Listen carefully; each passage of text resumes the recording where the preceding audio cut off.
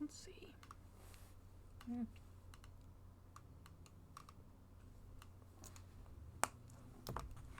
Is this up and running?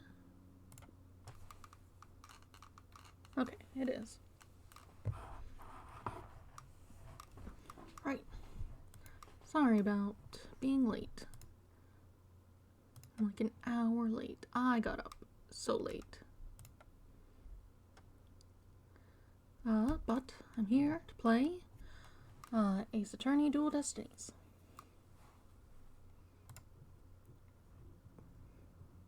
I got up so late. It was like 6:30, and obviously I wasn't going to just skip eating breakfast, so I did that.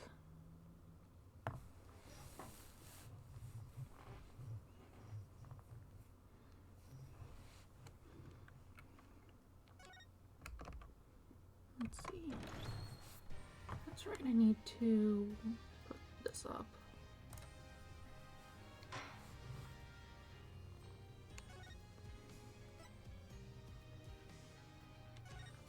And we're just getting into episode 3.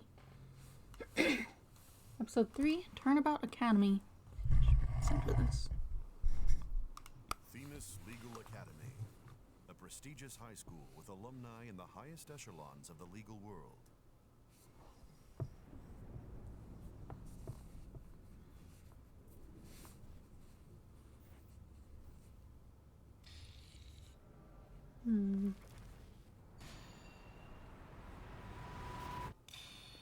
Ooh.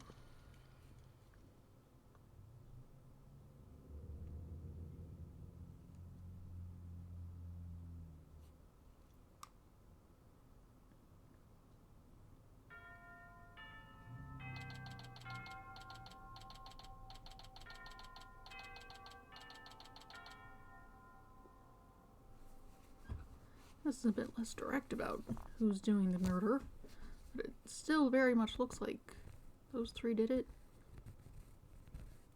Like, for the first 2 cases is one thing. I'm pretty sure the first game did that as well.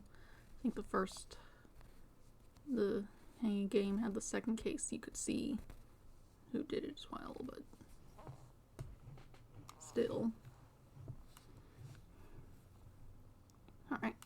October 24th, 1:25 p.m., Themis Legal Academy. No honey bomb. Oh no, I'm gonna be late. Oh, Wright.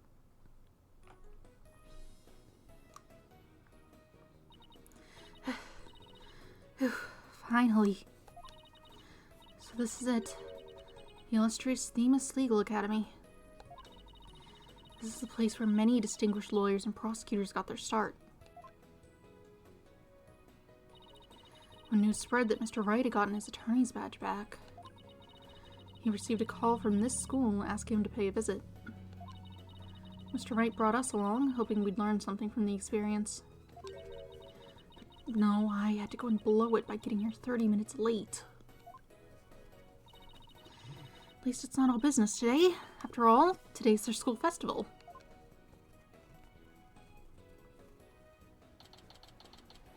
Wow. October 24th, 1:29 p.m., Themis Legal Academy, floor 1 hallway. Wow, this place has school festival written all over it, literally. Why all the cold stares? Is it because everyone's in a school uniform except me? Well, I like the way I dress. I wonder where Mr. Wright and Apollo are. Your attention, please. This is an announcement from the Mock Trial Committee. The mock trial will begin shortly. All students and faculty, please proceed at once to the lecture hall. Thank you.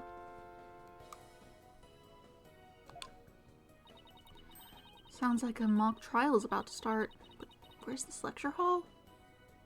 There's a big sign there. Maybe there's more leading the way over. Looks like all the students and faculty are heading that way. Might as well join them. Maybe I'll find Mr. Wright and Apollo there.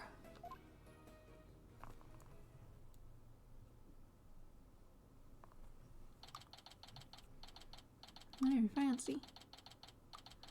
October 24th, 1:33 p.m. Theme is Legal Academy, 3rd floor lecture hall.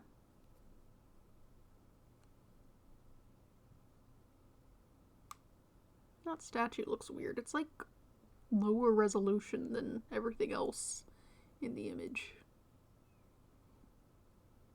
That's odd. Maybe it's not, and maybe it's just more apparent on it because of its less than straight lines, or at least less directly vertical and horizontal and thin pieces. I don't know. This must be the lecture hall. Wow, they spent some serious money on this place. The district court can't even compete. Hey, Athena, over here. Who's that? Oh, well, one of you said that. Oh, Mr. Wright, Apollo.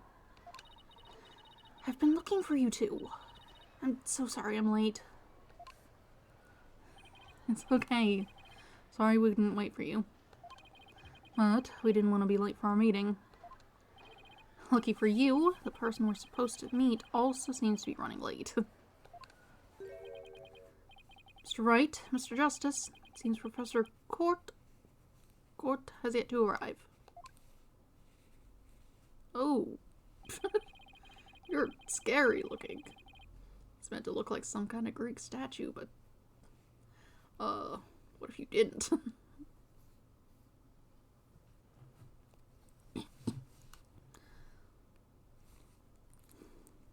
Unprofessional of her to keep visitors to our esteemed institution waiting like this.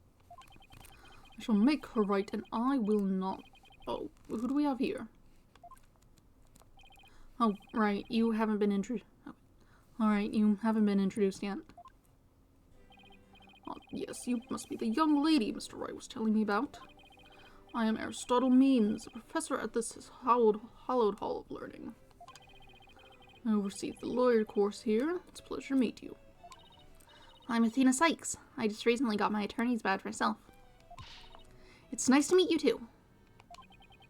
Oh, wonderful. So vigorous and vivacious. You just earned yourself a gold star. Ugh. Wow, thanks. That big smile of his is kind of scary, though. Looks like the mock trial's about to begin. What are you going to do about our meeting? Oh, speaking of the mock trial, do either of you know what it's about? Oh, I thought we'd send a pamphlet to your office. Alright, the pamphlet. Whatever happened to that? You won't be seeing it again. Trucy used it for the old rip it up and restore it trick. Unfortunately, it didn't work as advertised. Well, it seems I had better explain the situation then. Thank you, Professor. Alright. Now, does anyone have any questions? I do, Professor. Could you tell me all about your school? What an excellent question. Here's a gold star for asking. I don't want your gold star. Okay, that's better then. Our academy has 3 courses to choose from. Just don't open your mouth like that ever again. Students seeking to be lawyers take the lawyer course. Likewise, budding prosecutors take the prosecutor course, and future judges the judge course. I'm guessing that's what the different colored outfits are for. Wow, you have everything here for someone who wants to seriously pursue a career in law. Seems like high school might be a bit early to decide that sort of thing, but whatever. Yes, well, that's what makes our school special, and today even more so. After all, we are to be treated to a lecture by the legendary attorney, Phoenix Wright. We can't wait to hear all about his return to the legal profession. You're giving a lecture, Mr. Wright? But you're not even a professor. Yeah, well, I'm just giving them what they want.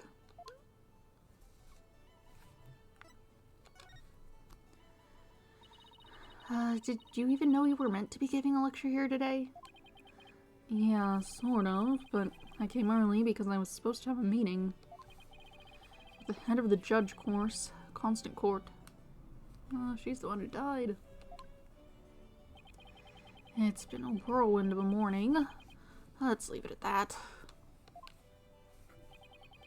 Professor Court. She's a wonderful instructor, but quite unpunctual. Oh, so that's who's late. From what I've heard, our esteemed Mr. Wright here is scheduled to hold a training seminar tomorrow, in addition to today's lecture. A training seminar? For lawyers? What exactly does that involve? Oh, it involves the very skills that make a lawyer. Don't make that face, please. The arm angle and shouting objection, the proper way to strike the podium. How to project one's voice, and most importantly, how to bluff your way to victory. Who exactly do you want me to teach stuff like that to again? What a wonderful question. You just earned yourself a gold star. The great honor of taking a seminar by a famous lawyer and a famous prosecutor. That is what's at stake in this mock trial. The crown jewel of the school festival. The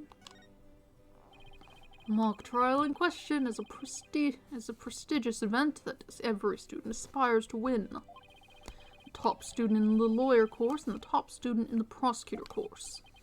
It's often a simulated court case set in this very school. As for the case itself, we select we select the best script written by a judge course student and base our case on that. Oh, a one-on-one battle? How thrilling. So if the student studying to be a lawyer wins, they get to take my training seminar? Well, what if the other student wins? I'm not a prosecutor, so there's no cause for alarm. We have a famous prosecutor ready for just such a case. But exactly who it is? Well, that is a special surprise. A famous prosecutor? No, it can't be. Professor Means, forgive me for interrupting you and your guests. Who's this? Well, hello there. I like your sunflower. Oh, it's you look very different in a different outfit. I'm Juniper Woods, a senior in the judge course. Professor, the trial will begin shortly, since you'll be delivering the pre-trial speech. Do you mind waiting up in the balcony until we're ready for you? Why, how very organized you are, Juniper. You just earned yourself a gold star, too. What about Professor Court? Well, I suppose she'll eventually arrive. Now then, I trust you will look after our visitors, Juniper. Yes, of course, Professor Means. Juniper Woods? Is that you?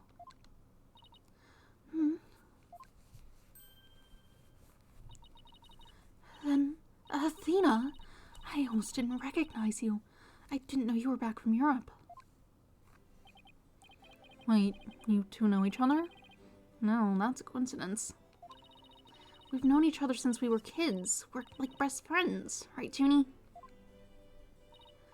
Yes, well, we lived close to each other, so we used to play in the forest together. Yeah, like a lot. Why don't you look at me? I guess I shouldn't be surprised since we haven't seen each other in a long time.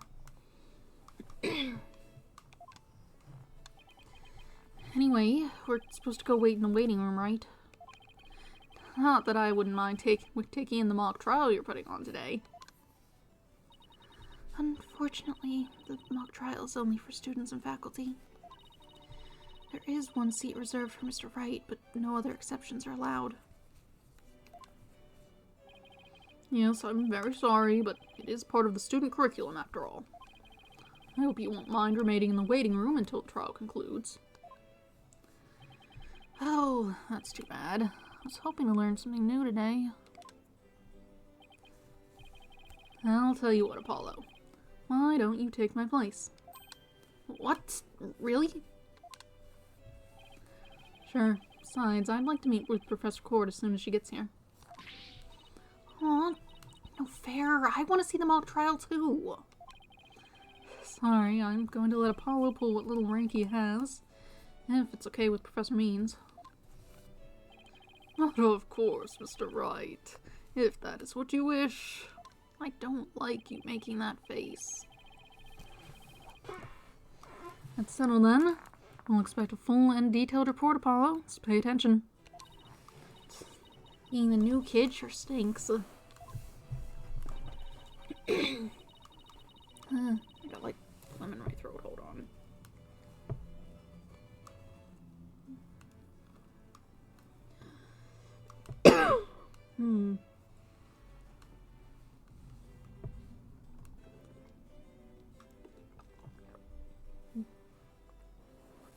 Annoying.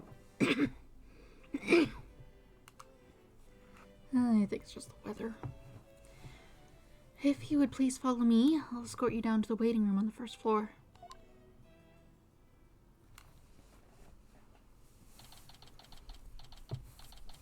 October 24th, 2:15 p.m., Themis Legal Academy, first floor waiting room. Honeypole. Still no Professor Court. It's been over 30 minutes. Mr. Wright snoozing away on the sofa. This is so boring. I should have hidden the lecture hall and spied on the mock trial.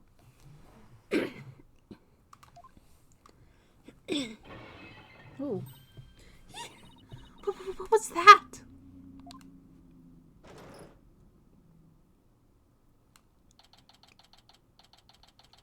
October 24th, Themis Legal Academy, first floor hallway.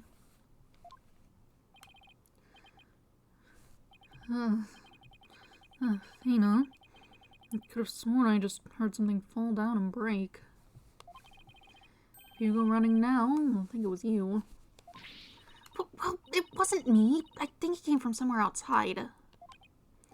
Oh, well, we better go have a look, seeing as everyone else is in the lecture hall. Okay. 67th School Festival. October 24th, Themis Legal Academy, outdoor stage.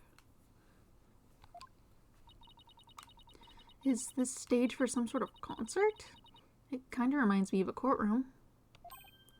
Wait, Athena, behind the witness stand. What? Oh. An arrow?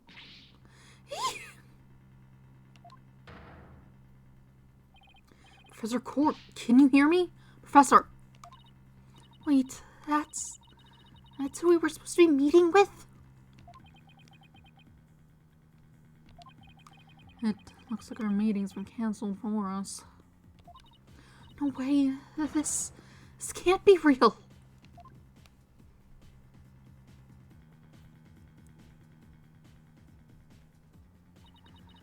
I called the police. They should be here soon. I'll go tell everyone in the lecture hall too. No, wait. They'll find out soon enough once the police get here. Let's do our own crime scene investigation before it gets too crowded around here. Huh? Are we even allowed to do that? It's no big deal, as long as we leave it exactly like we found it. Plus, no, never mind. Anyway, we should look around while the scene's still fresh. But, okay. You're the boss.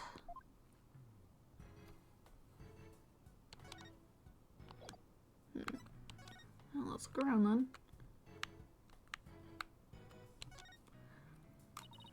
We should start by studying the body. I wonder what's the best angle for this. Okay. It won't let me look at anything else. No.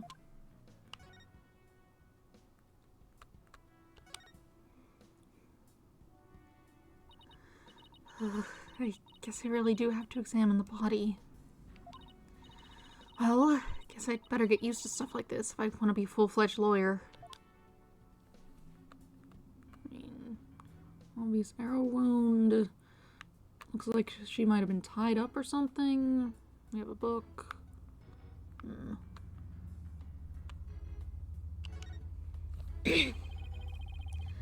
Notice anything strange about the body?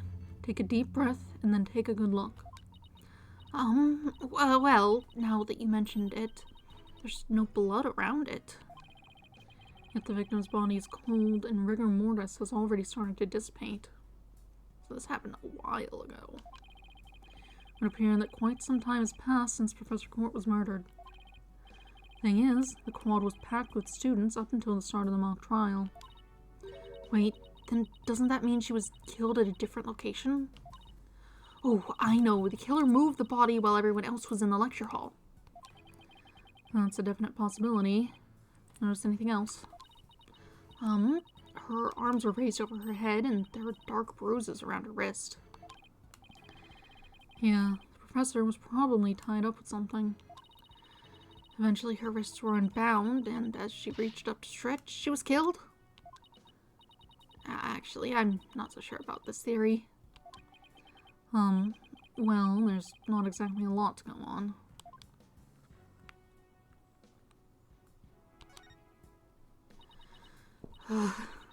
There's an arrow stuck in her side. Gunshot wounds and stab wounds are pretty common, but arrow wounds. This is a homicide any way you slice it. In other words, we have a murder on our hands. Murder? Here? So that makes this arrow the murder weapon. Well, that and the bow that shot it. Right. Yeah. Right, but where could the killer have shot her from? The stage is a sea of obstructions. I'm no expert on archery, but it can't have been easy to hit a target with this much stuff around. Would it be possible to kill someone by stabbing them with an arrow? I'm not sure. Guess we better do some more investigating before jumping to conclusions. Arrow added to the court record. It's stained with blood. Book. What do we have here? A book. I'm guessing it fell out of her chest pocket. Wait, what if it's her diary? That's the most private thing a girl has. True, but considering the situation at hand, my apologies to the late Professor Court. I never did keep a diary. I like had one at one point. I just never got into using it. Never quite got the purpose. No, don't. 22nd, routine report. Need to speak with Hugh O'Connor. 23rd, meet with Hugh about that report yesterday. Important. 24th, 9 a.m. Prep for mock trial. Final confirmation. 1 p.m. Meet with Mr. Wright about training seminar. 2 p.m. Mock trial begins. Looks more like a planner than a diary. Every page seems to have the same sword mark printed on it at that. Not just the design of the book. I still think a girl deserves her privacy, but this may help us solve the case.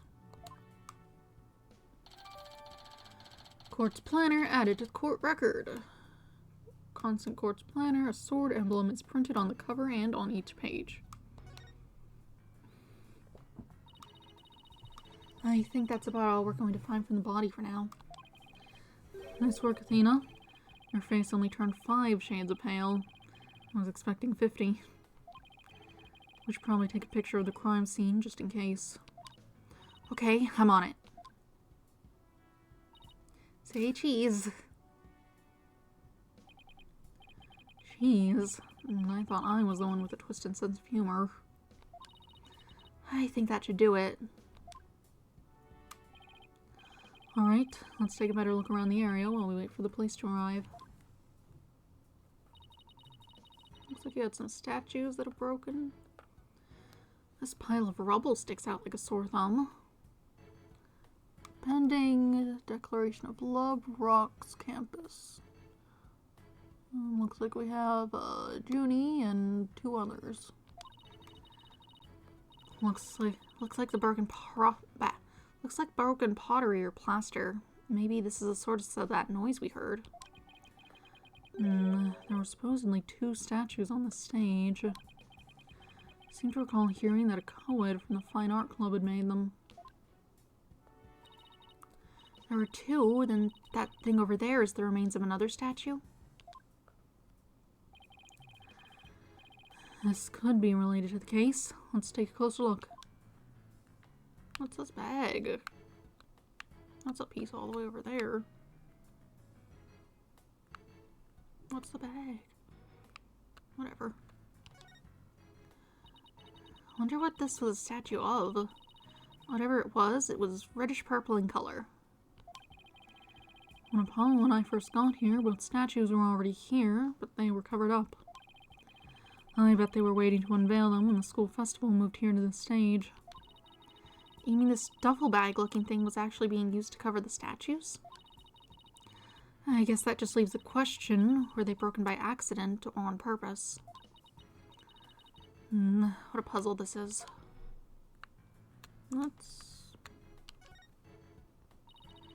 There's something buried in the rubble. The Themis Herald. Wait, we shouldn't disturb it. Let's just read what we can. Pending declaration of Love Rocks campus. Final act in torrid love triangle centered on campus She-Devil Juniper Woods. Goodness. Level-headed lawyer, course genius, and hot-blooded prosecutor course student will go head-to-head in a mock trial battle for the She-Devil's black heart. Yeah, she seems, chill.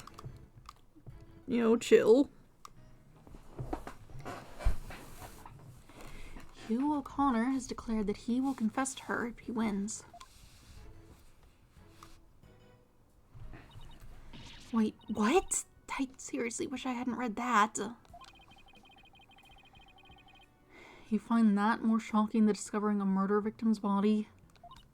But we're talking about my friend Junie here. She'd never lead on guys like that.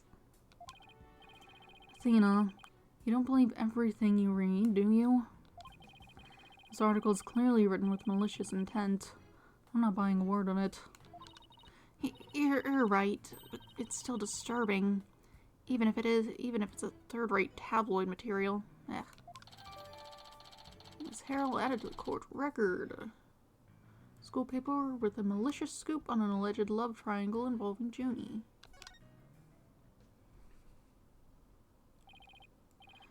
Mr. Wright, Athena! Oh, here comes Apollo. I've never seen anyone move so fast. Listen, something big's happened. I was at the mock trial when the police announced a body had been found on campus. That's right, and we're the ones who phoned it in. We found Professor Court dead behind the witness stand over there. What? Can you show me? What the? You already had a quick look at the body. It's definitely a homicide. Once the police get here... No, I know it's a homicide. I'm shocked because it's the same. Exactly the same. Well there, Apollo. Take a deep breath and explain what you mean. It's the same. The body, that is. It's just like how it was in the mock trial. What? It's like the mock trial? I know it sounds crazy, but... The body's location and position, the murder weapon, the lack of pooling blood.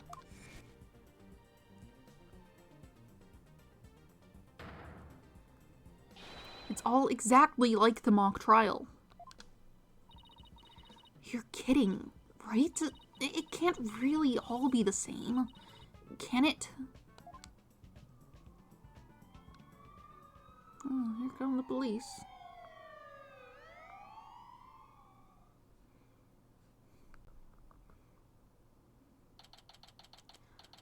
October 24th, Themis Legal Academy, 3rd floor lecture hall. The whole school's in an uproar. Won't be any more classes today. Were there going to be any anyway? They were doing their, festival.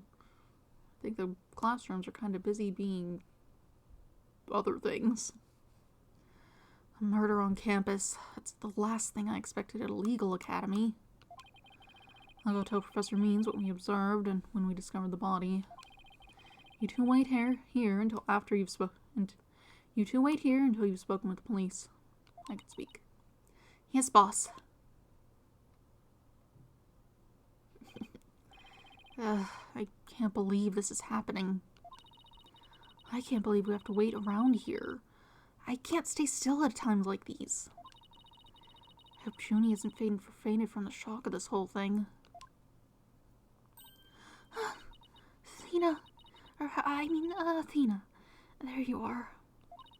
Junie, am I glad to see you? I was worried that... Don't worry about me.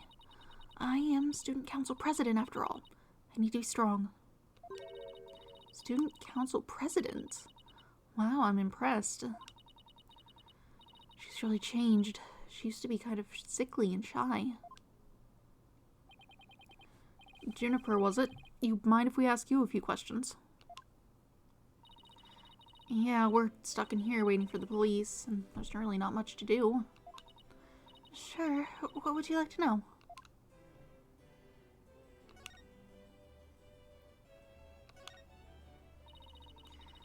I haven't seen you in ages, Junie. What's it been? 7 years or so? Yes, and I remember how you were always there for me, Athena. Maybe it's just me, but I wanted to ask why you seem so distant. Or, well, wait. Maybe it's just me, but I wanted to ask why you seem so distant. Remember how you used to call me Athena? I liked it better that way. It felt like we were sisters, you know? Yes, but I'm student council president now. And as a student representative of Themis Legal Academy, I have to act properly. She was never this stiff and formal before. I knew you wanted to be a judge, but I didn't expect this. It's such a prestigious school, and you're in the judge course to boot. Yes, and Professor Court had been in charge of it until... well, you know. Oh, right. Professor Court was the professor in charge of Junie's course.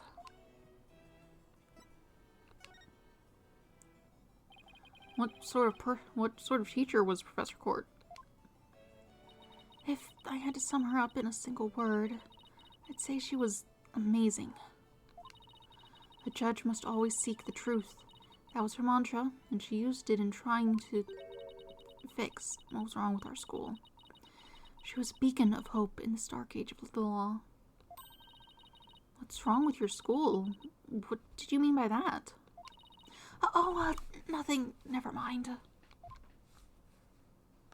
Am I imagining things, or did I just detect something in Junie's voice? Professor Court chose my script for the mock trial. Oh, you mean all of the students in the judge course had to submit a script? And yours was the one she selected. Wow, that's amazing, Junie. Oh, thank you, but now Professor Court is... Who would do such a thing? Just yesterday, we were working together, trying to get things ready.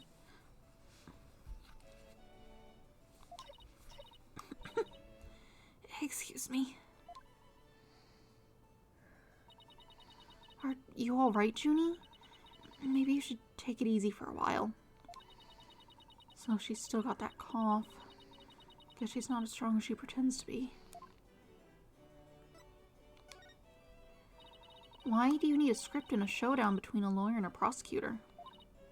Well, we were simulating a trial, so we needed a script as a framework. All the details about the incident and the people involved are included in the script. We also prepared a crime scene, photos, a murder weapon, and other kinds of evidence. Wow, you guys think of everything. Must be hard getting all that ready. Yes, well, it was only Professor Court and I. After all, we didn't want the script or other elements of the mock trial to get leaked. We were the only ones in the entire school who knew all of the details. Must have been a big pain in the ear. I mean, that must have been really difficult. So you're definitely going to be pointed out as the most likely killer, and then we're going to have to defend you. You obviously aren't, because we saw you later. I wrote the script so that the case could go either way. That way the defense and the prosecution both had an equal chance of winning. You think that's all she's capable of? You've got another thing coming. Who is this? Huh? Who said that? Oh, it's those people. Juniper's genius doesn't stop her brilliant script. Yeah! Yelling. She gave an award-winning performance as the defendant, man! I think I found a rival to my cords of steel. Hugh, Robin, aren't you going to introduce yourselves to our guests? As student council president, I won't have you treating them rudely. You're right. I heard Mr. Wright was bringing a couple of guests with him. That would be you two, Paul Justice and Athena Sykes. Yep, I'm Athena Sykes. And I'm Apollo Justice. Nice to meet you. I'll pass on the handshake. I'm studying to be a lawyer. The name's Hugh O'Connor. But some call me Mr. Perfect, because I never score less than 100% on tests. Most pretentious introduction ever. And what's with his hand? Is it glued to the inside of his pocket or what? Yeesh. Let me be the first to apologize for Hugh's totally rude introduction. Sorry. Now, here's my intro. I'm Robin Newman. I'm studying to be a prosecutor, like the really cool guy, like the really cool kind that nails the bad guys. No, where's the sincerity? So, he makes pottery too? What's that brace-like contraption for? I don't think you want springs right up against the bare skin of your arms. You're going to get pinched. Junie sure has made some unusual friends. Are those springs? I guess it could just be... It looks like springs. These two were the lawyer and prosecutor in today's mock trial. And even though I wrote the script, I also played the part of the defendant. Final act in Toward Love Triangle centered on campus she-devil Juniper Woods. Level-headed lawyer course genius and hot-blooded prosecutor course student will go head-to-head in a mock trial battle for the she-devil's black heart. Wait, these two are the guys who supposedly have a thing for Junie? Juniper, come on. Your role's way beyond just that. That's right! The mock trial's just a start! She's also in the school festival's main event! Live on stage, Juniper Woods! And the crowd goes bananas! Woo! I think that's probably been cancelled. I'm supposed to sing at the school festival. All of the other girls were too embarrassed to try out, so... My Junie singing on stage in front of people? Wow, she really has changed.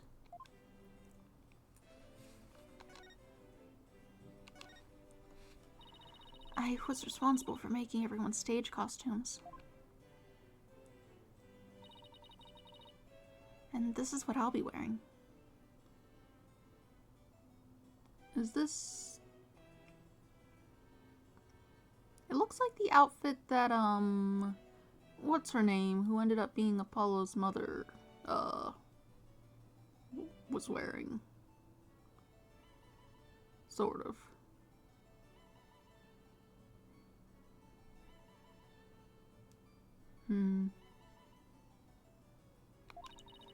That's amazing, Junie. But then again, you were always good at that kind of thing. The constellations in particular are really something. Oh, thank you. One of my favorite things to do is look up at the stars in the middle of the forest. Huh, so you're a fan of the night sky then? Wow, Apollo. Didn't know you were such a romantic. What did he say?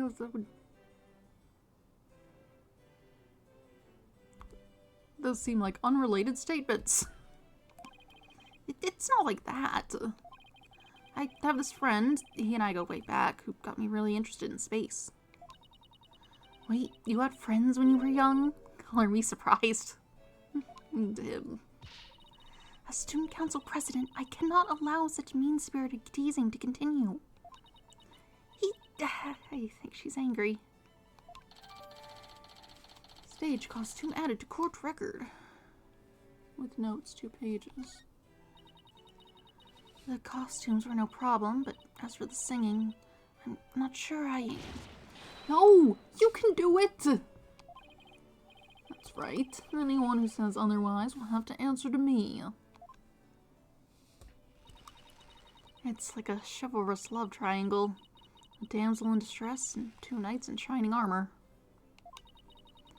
Maybe that Themis Herald wasn't too far from the truth. Speaking of the latest news, I wonder how the mock trial turned out.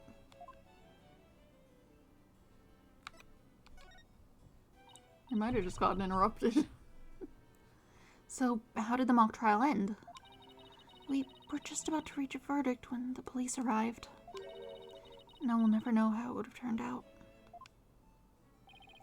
I guess that's what happens when there's a real murder during a fake murder trial.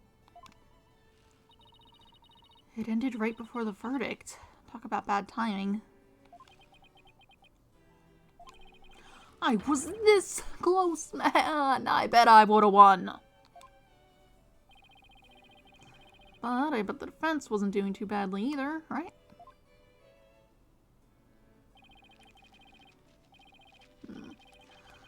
We'll settle this some other time. I assure you I will win when that time comes. I can't settle on a voice for this guy. The other guy's just yelling. Which is not exactly a voice. But it is distinct. This guy, I don't know.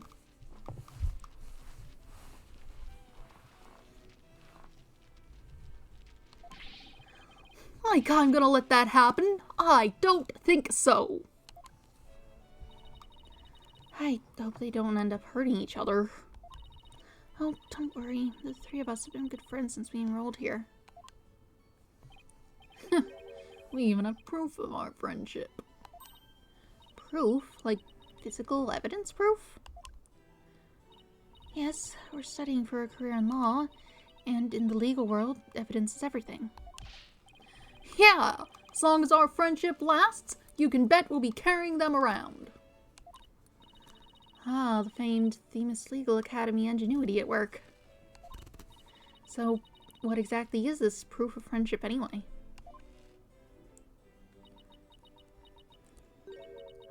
Well, it's a secret, and if I show you, it would be bad luck.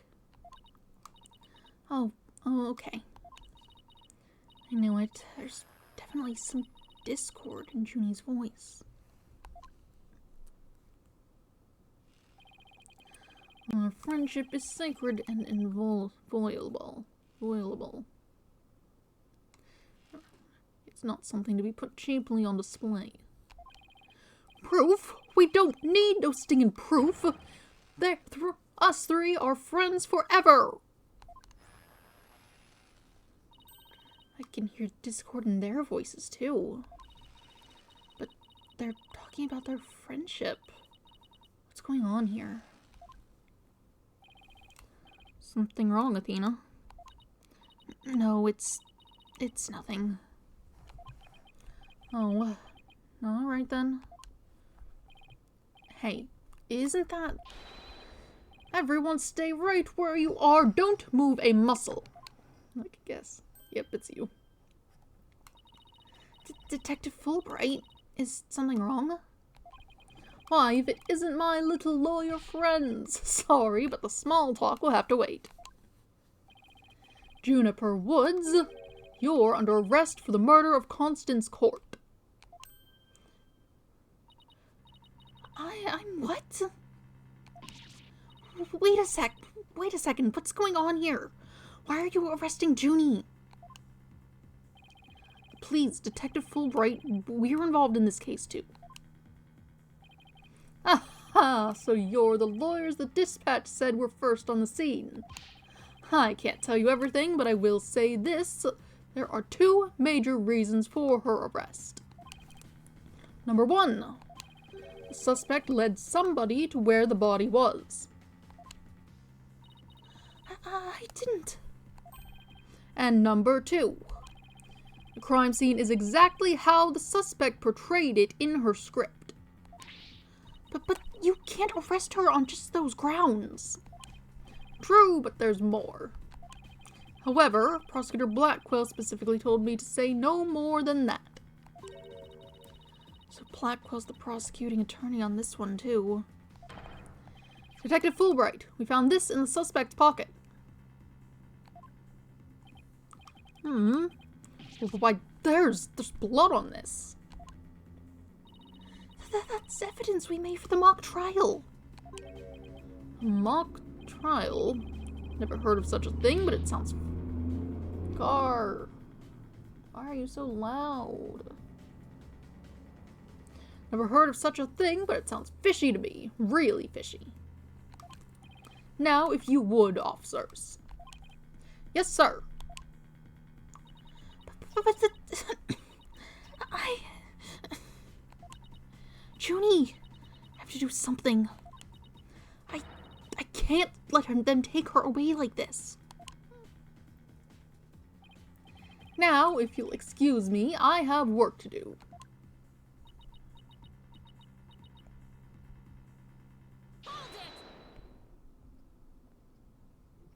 Hold it! I refuse to believe that she's the killer! Junie! I think I've heard her I've voice decided. somewhere. I'm going to defend you. I'll fight with everything I've got. I don't know where. Something else. Athena. Junie, it's good to hear you say that name again.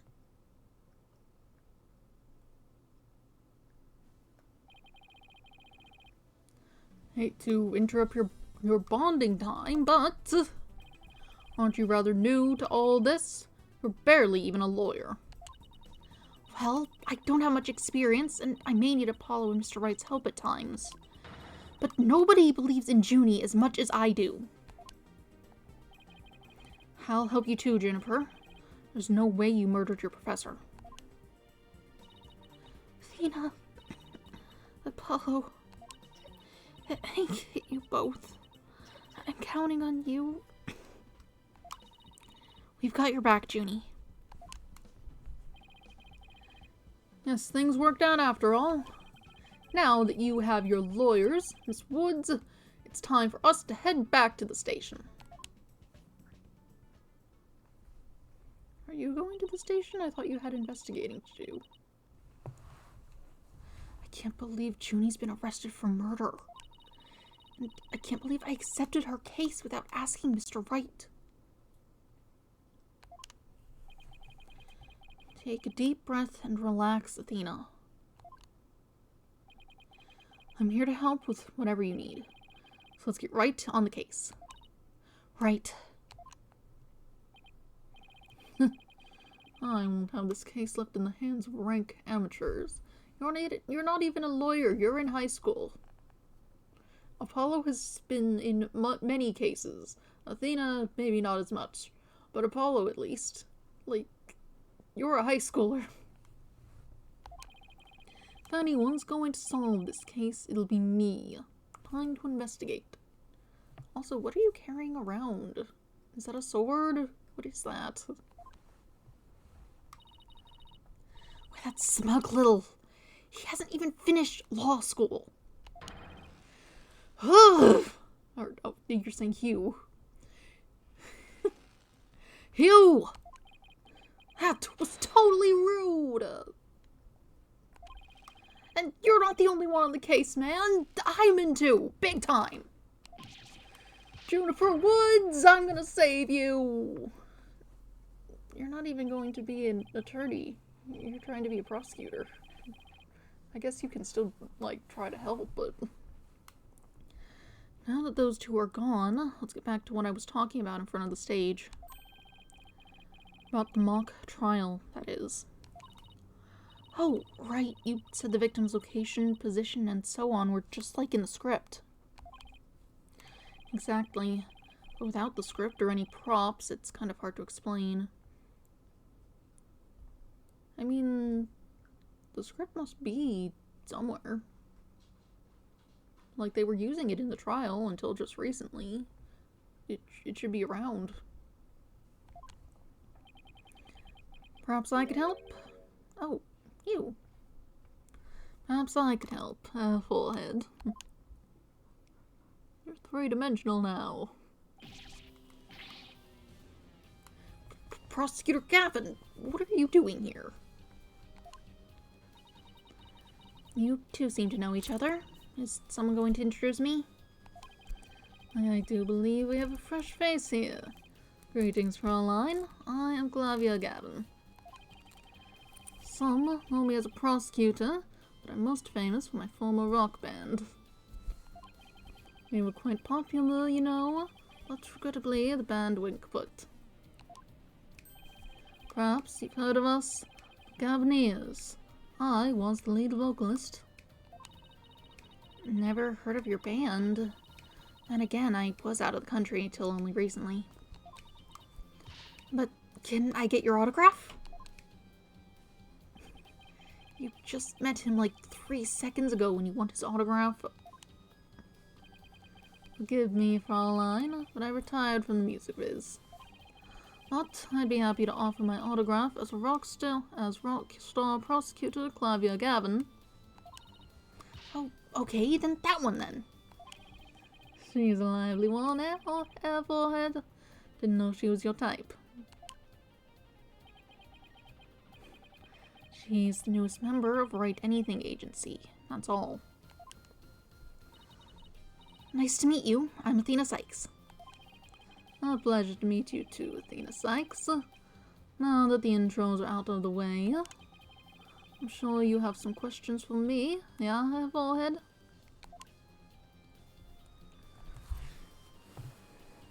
You seem to have managed the transition into 3D better than some other characters.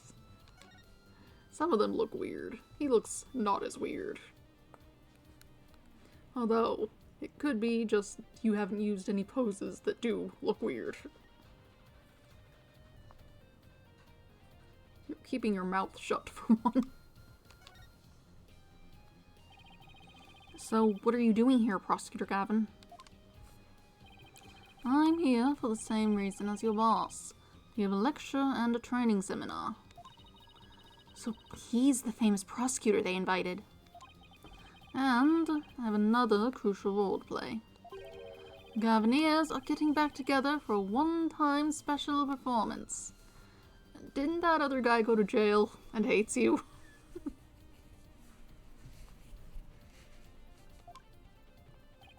Even though you guys disbanded. Which was a shame, by the way. Really. Yeah, I know how much you adore our music, Forehead. Anyway, I studied abroad in Germany to get my badge early, but I did graduate from here. Wait, so that performance Junie mentioned. I see you've already heard about that. One student representative was selected to sing with us on stage. And the stage was supposed to look like this tomorrow.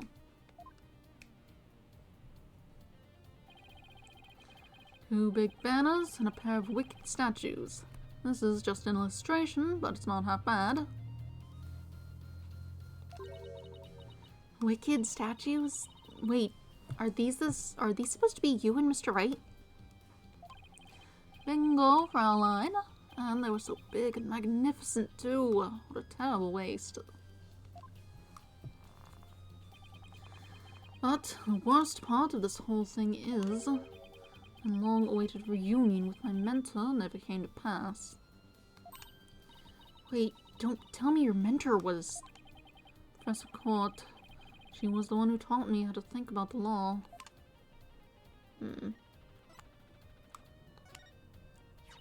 So, Constant Court was your professor here at the academy? She may have taught the judge course, but she had a huge impact on me. She was fond of saying the end is only justified through the proper means.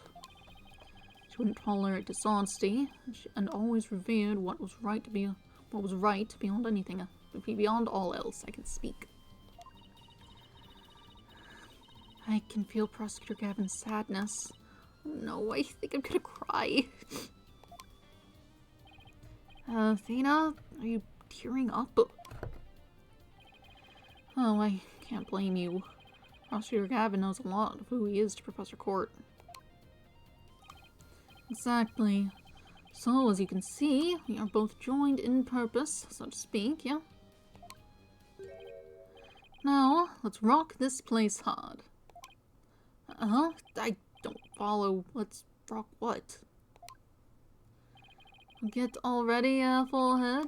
I said I'd help you explain the mock trial. We're going to reprise it right here in the lecture hall. It might help us catch the killer.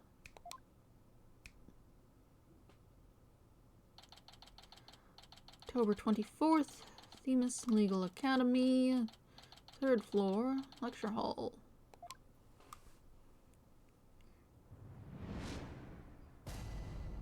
Alright. Mock trial reenactment, all rise. Right, the stage is ready. And you, forehead, ready to rock? No. The defense is not ready to rock. You saw the actual mock trial earlier, right? Just relax, and we'll do fine. Besides, we have the script right here. Judy's masterpiece? The one everyone's been talking about? Yeah, and there's only one in existence. I borrowed it, if you will. Now, Fraulein, I'll need you to play the part of the defendant and judge as per the script. Okay, got it. I've only read the case outline so far. Don't know how it actually turns out, so I'll treat it like I'm prosecuting a real case. You, forehead, will play the part of a fledgling lawyer, a role you were born to play. All the evidence is also here with us. We have everything we need to reprise the mock trial. Très bien. Let's get started. I don't think that's quite how you pronounce that. Defendant/Judge Athena Sykes is psyched and ready to rock. Court is now in session for our reenactment of the mock trial. Or what I'd like to call the mock trial. Yeah, double mockery, perhaps. But a trial is still a trial. A chung, baby. It's no holds barred. Let's rock. Oh, I can't take it easy today. Objection! It may just be a mock of a mock, but there's only one way to compete. You play to win. So remember, each time I catch you slacking off, I'm holding you in contempt of court.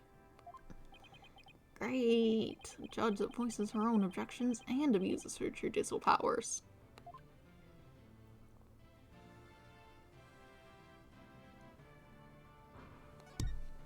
I guess we can just... Now then, Prosecutor Gavin, your opening statement, if you please. You got it, Fraulein Judge. Our case is set in a school very much like this one. The victim, a professor, female. The defendant, an archery club member, also female. Oh me, oh my, I'm innocent. Innocent, I tell you. That's some seriously bad acting, Fraulein. Anyway, the victim's body was discovered in the middle of the quad. Here's a shot of the crime scene. Ironically, it was Professor Court who posed as the corpse. Forehead, how did the mock trial participants react to this photo? Mr. Newman was surprised by what Professor Court was wearing. He reacted with, "Oh, the green sweatsuit." That's not exactly what I would pick to focus on, so why would he care about that? Oh, too much of a fledgling to know what's important, that one. In any case, both in the mock trial and in the actual case, Professor Court was wearing a sweatsuit. Moving right along. Hey, wait a sec! The body was discovered in the same area as the mock case, although there was a stage. Plus, the murder weapon, an arrow, and the lack of blood are also the same. That's right, and therein lies the significance of this mock trial. So let's keep rocking it hard, just like that. Alright. Before the crime occurred, the defendant was to meet with the victim in the quad. Let's see here. When I arrived at our meeting place, I found the professor with an arrow in her stomach. But it wasn't me. I didn't kill her. You don't have to ham it up like that, Athena. It's called getting into character there, Forehead. Don't be such a wet blanket. Right. Let's see. Oh yeah, then Hugh said a frail co-ed used her bare hands to stab her professor with an arrow. I don't think so. At the time of the murder, a male student was seen holding a bow in the archery club room, which has a clear view of the quad. He shot the arrow into the victim before my client even got there.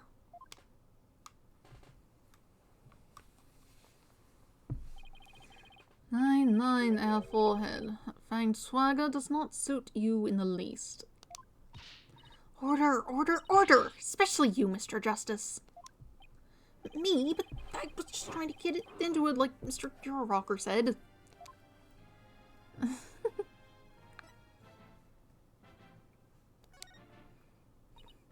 So, the victim was shot from the archery club room before the meeting even took place. Hence, the defendant could not be the killer. That seems to be the defense's assertion. Prosecutor Gavin, do you have any objections? The autopsy report notes that the edges of the victim's wound were unusually ragged. Could such physical trauma possibly result from an arrow shot from a bow? 9. I believe the victim was impaled with the arrow by hand. Post-mortem. In short, the real murder weapon was not the arrow at all. When Robin was prosecutor, he had a tough time determining the real murder weapon. Well, he's just a student, a warm-up act, while I am the real deal, the headliner, so to speak. The true murder weapon was most likely the owl that was left in the art room. It's probably a carving tool from the thing we saw. An owl? What's that? I mean, an owl, you say?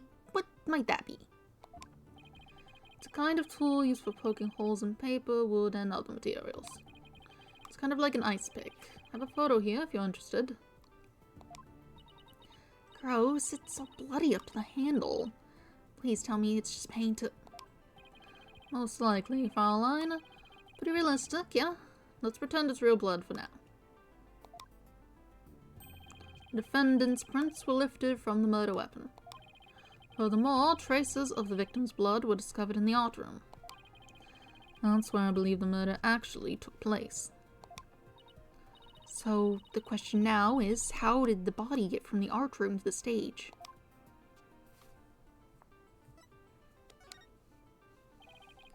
The murder took place in the third floor art room, but the body was found in the quad. It must have been quite a chore moving the body all that way. Not at all. There's a maintenance area and storehouse right around. There's a maintenance area and storehouse right outside the art room. And a cart used to carry balls around was found there. Oh, I think I've seen one of those before, but that's a pretty big one. A jumbo, yeah. Big enough to fit a person or a body in it. The defendant dropped the body from the art room window, then moved it with the cart. That ought to leave some bruising, were that to be the case. Even post-mortem, I'm sure you could tell the impact like that. That ought to do something from the 3rd floor. That is how a high school girl could easily move a body all by herself. Not bruising, but something. You don't say! Objection! A body dropped from 3 stories up would show signs of massive blunt force trauma. Yeah. Objection! Was that your voice before? I don't remember. That may be true, but you failed to account for the large high jump mat in the storehouse. A body dropped onto such a mat would show no signs of blunt force trauma. Yikes. It's almost scary how similar this whole case is to the mock trial proceedings. That was the point. Quite the crafty killer in an attempt to cast suspicion on the archery club. They moved the body to the quad where it would be an easy shot from the club room. Then the killer faked the murder weapon by inserting an arrow into the all stab wound. Sounds like he only has high praise for Junie's script. Are there any further arguments from the defense? Nope, it seemed like the teacher who was playing the judge was satisfied too. Time for the finale then. Your verdict, if you please, Fraulein Judge. Huh? Oh, right, that's me. Very well, this court finds the defendant, Juniper Woods. Wait a second. Even if this is just a mock trial of a mock trial, I don't want to declare Junie guilty. Perhaps that's not such a good idea. Let's end our mock trial here. Besides, it's about time I get back to my investigation. Thanks, you two. That little run-through of the mock trial cleared out quite a few things. Mock trial script added to the court record. Only 1 copy. Oh, it's bringing their loud car. It's the garbage truck. In the alley. So loud. A tongue, baby. The prosecution's already got a witness sized up, too. That was quick. Prosecutor Blackwell's almost too good. You're sure in a helpful mood today, Prosecutor Gavin.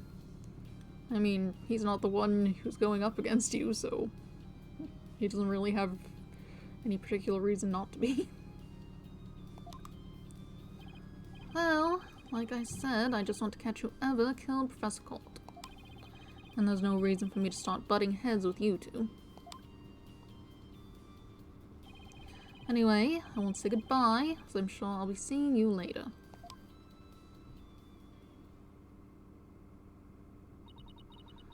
I always thought prosecutors were all a rather scary bunch.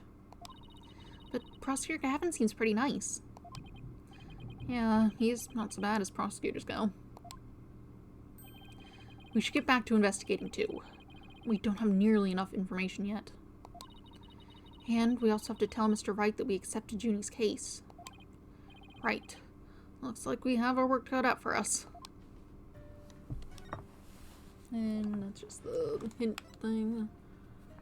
Since we've stopped, let's take a look at our things, because some of them had stuff you could look into further. That's just image. You have a second image.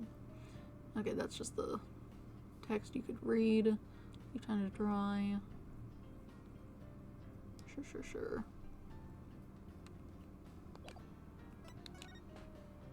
Audio protruding arrow. Right.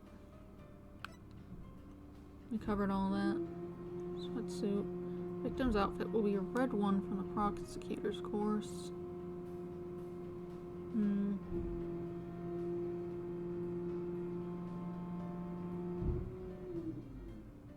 Didn't get the red one, got the green one. Someone noted that. Newman, was it? Which one is that? Which one is Newman? Which one of you? This guy?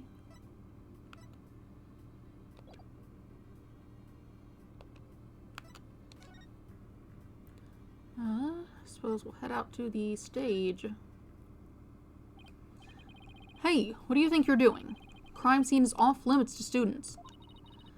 I'm no student, I'm a lawyer. Yeah, right. Just because you're in law school doesn't mean you're a lawyer. You should see what she did to the last cop who said something like that to her. Were you threatening an officer of the law? Yikes, no, it was not a threat. It's more like a friendly warning. Guess we should go before I get myself arrested for assaulting an officer. Well, can't do anything there. I suppose. Anyone in the hallway?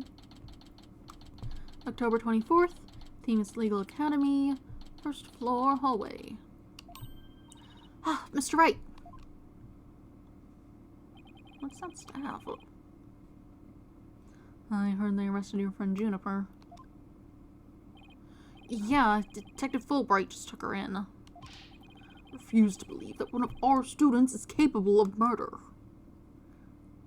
Well, it seems most likely to be one of the students, unless you think someone else came onto campus to murder your teacher, and then came back at some point to drop her on the stage.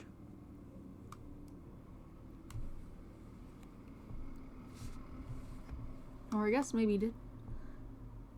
How long does rigor mortis take to both set in and start wearing off? I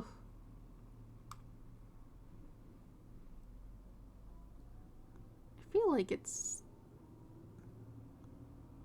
a little longer than the timeline would allow, unless they did something specific with it, heat or something.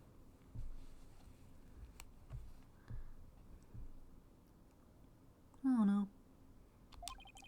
Must prove her innocence by any means necessary. The end justifies the means. What do you mean the end justifies the means? I, Professor Means, always say what I mean. And I mean what I say by all means. Here at our esteemed academy, we train our students to produce meaningful results. You believe in Juniper's innocence, do you not? Of course I do. Junie wouldn't even hurt a fly. Precisely. We have justice on our side. The only other thing we need are results. It is the height of folly to endanger your client by failing to pursue all means possible. Sure, I want to prove her innocence, but I don't like the sound of that the ends justifies the means part. Well, you are still young and idealistic. It's no wonder you fail to see the wisdom therein. There is but one thing to do now. I must personally take up Juniper's defense. You're going to take her case, Professor Means? I don't know about you. If you turned out to be the murderer, I wouldn't be surprised. I may be a professor, but I am still licensed to practice law. In fact, I have even battled Professor Court in court. No kidding. So you guys were rivals or something? No, nothing of the sort. She was an esteemed colleague at the academy and in court. See, both Professor Court and I graduated from this academy at the top of our class. Wow, I bet they both used to really bring it in. Now, if you would excuse me, I'd best go discuss the case with Juniper. Professor Means, please wait. I didn't want to say anything, but Apollo and I already agreed to take her case. It's true, Juniper's counting on us to prove her innocence. Really now, you two? When were you planning on telling me? Sorry, boss. I know we should have asked first, but... Relax. Your friend was just hauled away in front of your eyes. Sometimes you just have to make snap decisions. And I think you made the right one. Hello, J-Paw. J-Paw, I can't see when you walk in front of my screen. Please keep moving. My dear boy, you sit on this pillow. Please move. Yes, thank you. My dear sweet kitty. How wonderful. Very well, Athena Sykes. Let me ask you just one thing. As a lawyer, what is it that you treasure beyond all else? That's an easy one, Professor. Seeking justice for my clients. What a wonderful answer. Juniper must be overjoyed to have a friend such as you. As a professor, I too shall do whatever I may to help her. And if you decide to take the end justifies the means strategy, come see me at once. Let's hope it never comes to that.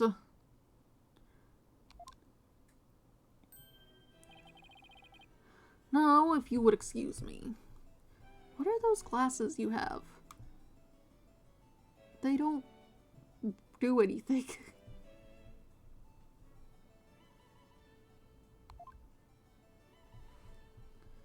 That guy's just weird. Well, time's a wasting. You better start investigating and fast. But first, how about I tell you everything I know so far? Yes, please. Alright, what have you got then? Have you learned anything new about the case? Actually, I ran into Prosecutor Gavin, and he told me something interesting. Seems the murder took place in the art room. There's traces of a large pool of blood there. So the police believe the body was moved from there to the stage. What? Really? Just like the mock trial again. The police are searching the art room. But whether they'll find anything, well, what? Come to think of it. Let's do our own crime scene investigation before it gets too crowded around here. Huh? Are we even allowed to do that? It's no big deal, as long as we leave it exactly like we found it. Plus, no, never mind.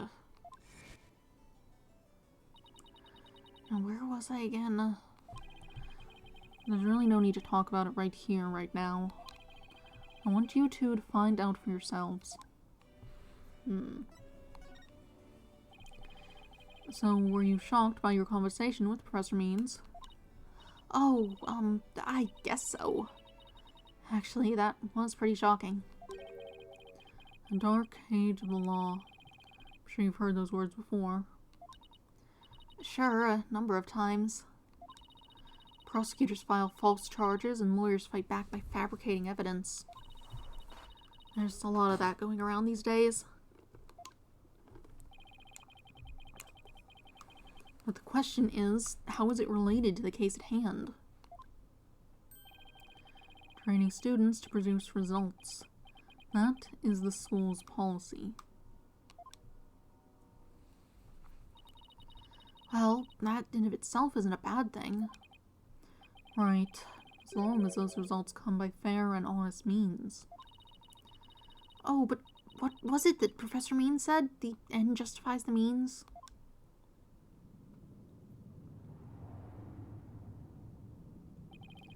To survive the dark age of the law, you must use any means necessary.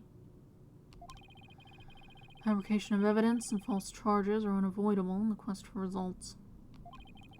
That's what they're preaching here at Themis Legal Academy. But what'll happen to our legal system if results are all that matter anymore? Relax. That's just a rumor. I'd take it with a grain of salt if I were you. Oh, that's a relief. You had me going there for a minute. Wait a second. What if Mr. Wright examined the victim's body for a reason. Maybe he was worried someone might actually tamper with the evidence. I think that about wraps up what I know so far. The fact that this case closely resembles Miss Wood's script is obviously important. Knowing that, you should probably try and identify what's the same and what's different. Okay, I'll try talking to as many people as I can on campus.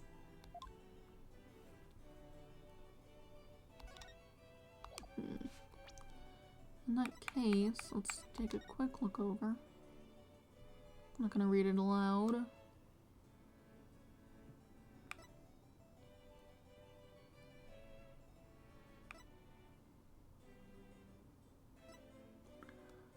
Get from hardware store.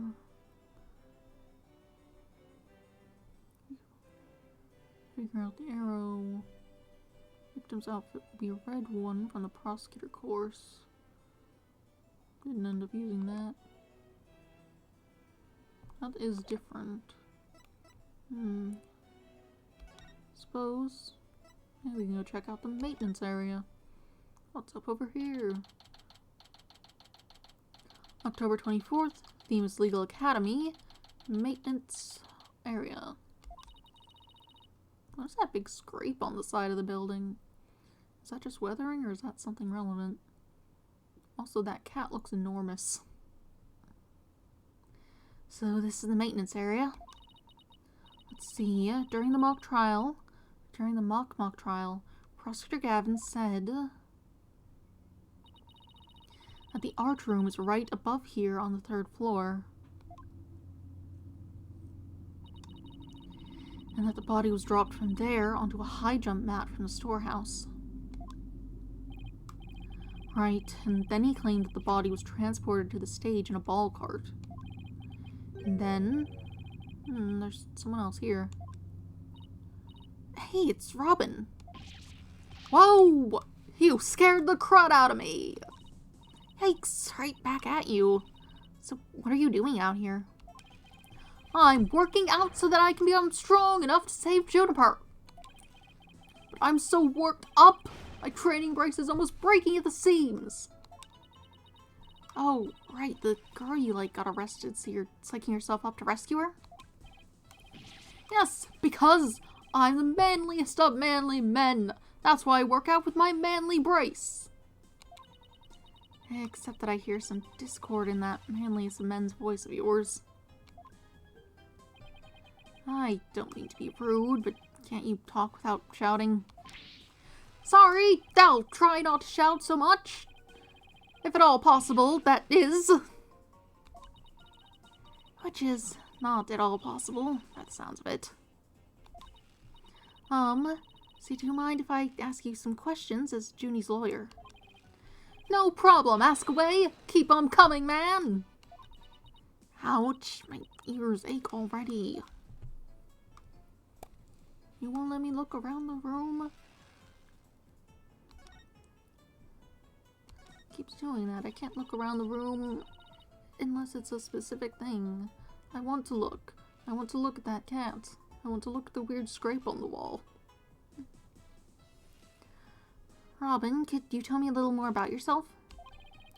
You want to know about me? I'm a second-rate member of the Fine Arts Club. The Fine Arts Club?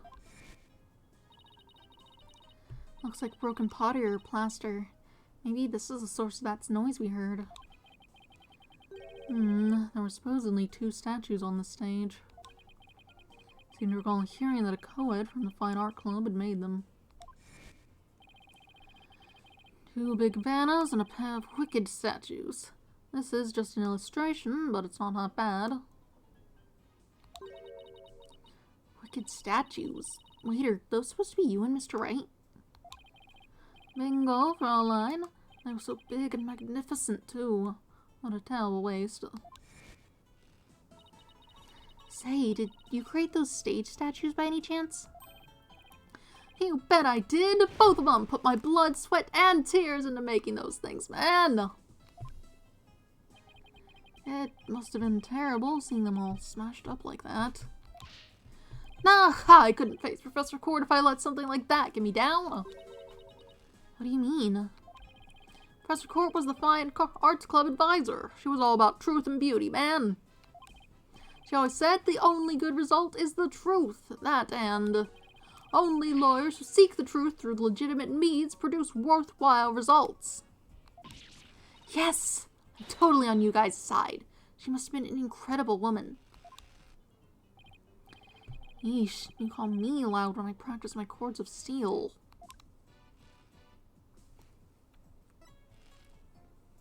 You're so sweaty. Oh man, why'd I have to take the prosecutor course? I mean, how am I supposed to save Juniper if I'm studying to be a prosecutor? Don't worry, I'll clear Junie's name. You'll see. The three of us had a dream. We swore we'd make it happen together. Prosecutor, lawyer, judge, the three of us would hold fair and honest trials. Dark age of the law? Huh! We were gonna put a nail in its coffin, man. Well, you guys swore to do that? But no, that stupid school rule had to ruin it. School rule? Which one? Anyone with a prior conviction, no matter how minor the offense, they won't be allowed to graduate from this stupid holier-than-thou school.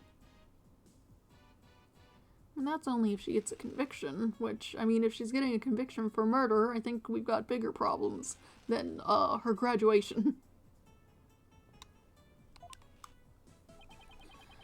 A tough legal academy with even tougher rules. Junie will never become a judge unless I can prove her innocence. And if I fail, the three of them will never realize their dream. It's like someone put pressure on my pressure. Alright. Can I look around? I already talked to you.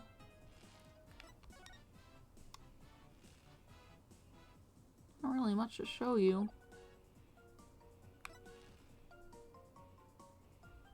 Why can't I look around? Why would you do this to me? Whatever. Can I look at the stage yet? Or are they still gonna try and shoo me away? They took the body out. That makes sense. October 24th, theme is Legal Academy, outdoor stage. I thought the area was cordoned off. Hey, the police are discussing something over there. Oh, I know. I'll just quietly sneak over for a listen. Here goes.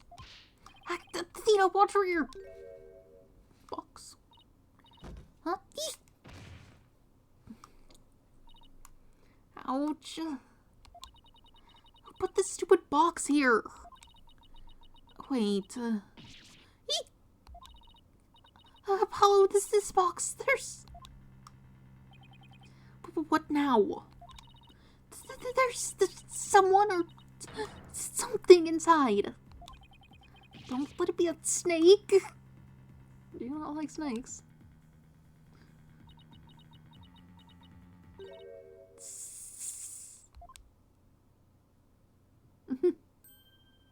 Oh wait, that's a joke. I know, that's a joke about Metal Gear Solid. I haven't played those.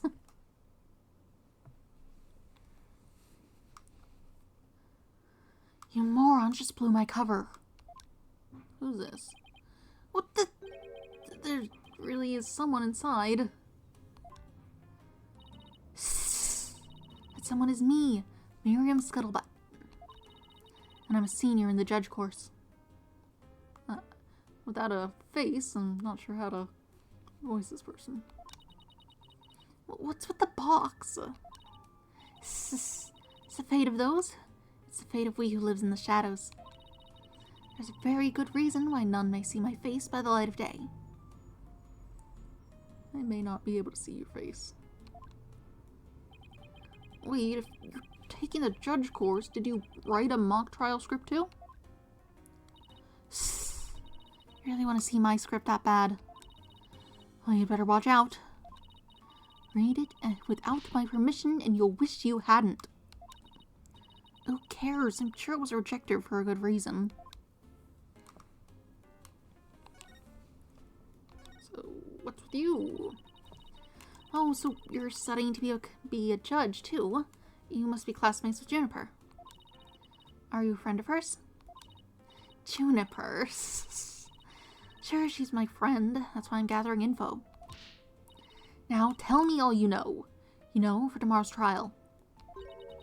For tomorrow's trial? What are you talking about? I'm going to take the stand, naturally. So, the witness for the prosecution is some weirdo in a cardboard box. Disguise isn't how I get my scopes. But you're right, it's me. So tell me everything you know for Juniper's sake. Oh, wait a second, Miriam.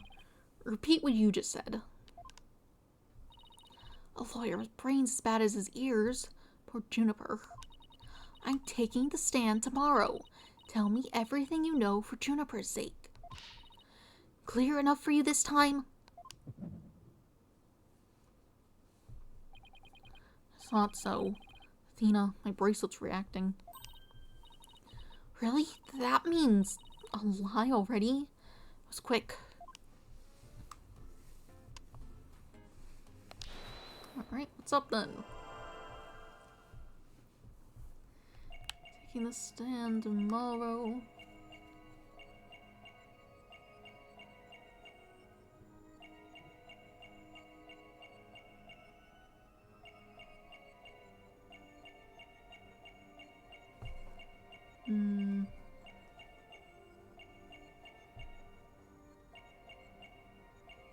That doesn't seem to be the problem. Maybe your hands?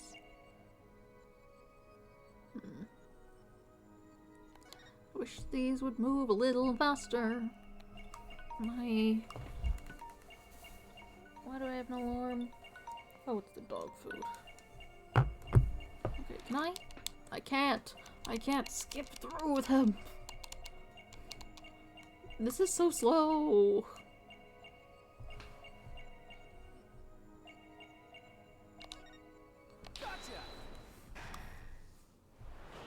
That's the one thing, the text is so slow. That's strange. You suddenly tightened your grip when you said for Juniper's sake. It's like you subconsciously tensed up because you're lying. What are you talking about? When did I ever lie? Okay then, let me ask you this. Why were you selected as a witness? That's an easy one. I'm the editor-in-chief of the Themis Herald.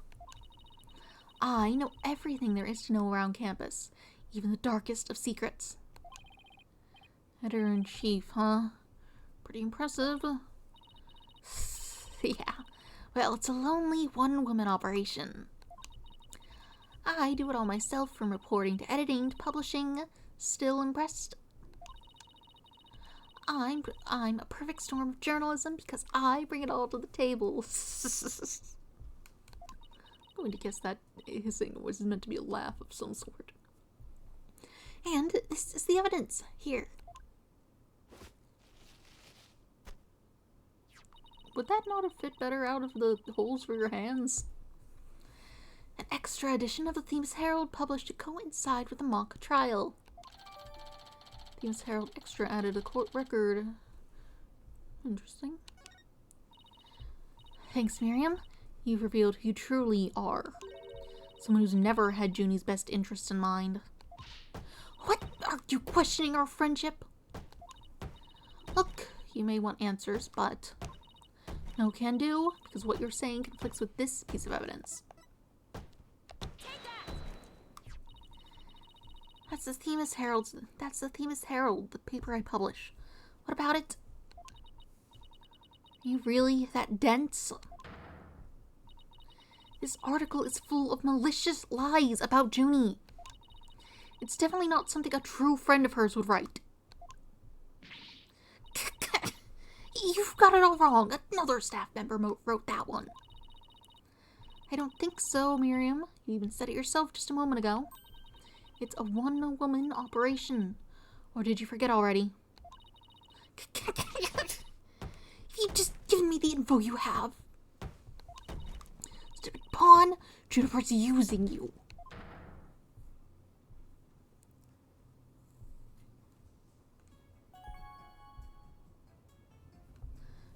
However, that was the alarm to feed the dog. So I am going to do that very briefly.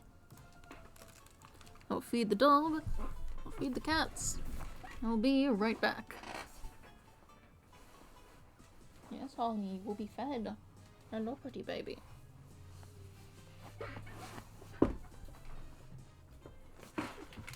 Take this with me so it doesn't... I'm not going out that door, I'm going the other way.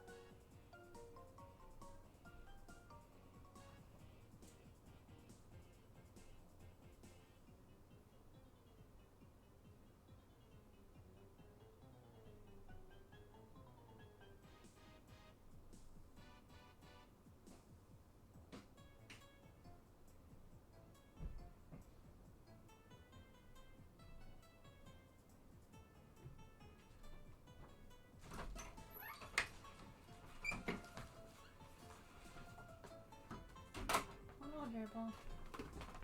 What food is out there? Did you decide to go and get up and eat it? Have it turned.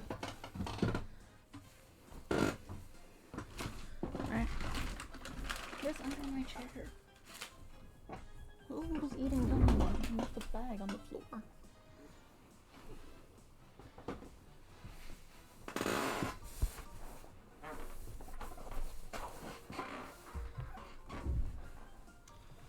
Oh well. I returned. Various creatures have been fed. How interested they are in actually eating what was given to them varies, but you know, whatever. They'll get to it eventually. Right. Now what is your deal? Now, I want the truth, Miriam. You hide it in your box in order to collect gossip for your sleazy papers. Isn't that right? You're not really friends with Juniper, are you? No, duh. She's the target of my scoops and my readers demand dirt. Extra, the dirty little secret of the squeaky clean student council president. Dirty little secret? Alright, what are you planning to say in court, huh? I'm a witness to her part of the crime. I'm a witness to her part in the crime. I'm going to tell it all in a shocking expose. The end justifies the means. That's my brand of tell-all journalism. The end justifies the means. Wait a second. In this dark age of the law, many of us embrace Professor Means methods, even future judges. I've even adopted an end justifies the means branch of journalism, which includes tape recorders secretly hidden all over our campus. You're still using tape? Secretly recording every last word without anyone being any the wiser. Those don't run that long, do they? I mean, I guess a tape for like a VCR can go 8 hours. So maybe just an audio tape could last a pretty long time. I don't think I've used a tape in... Have I ever used a tape? An audio tape? Maybe once, more as a novelty because we happen to have it, more than it being any sort of necessity.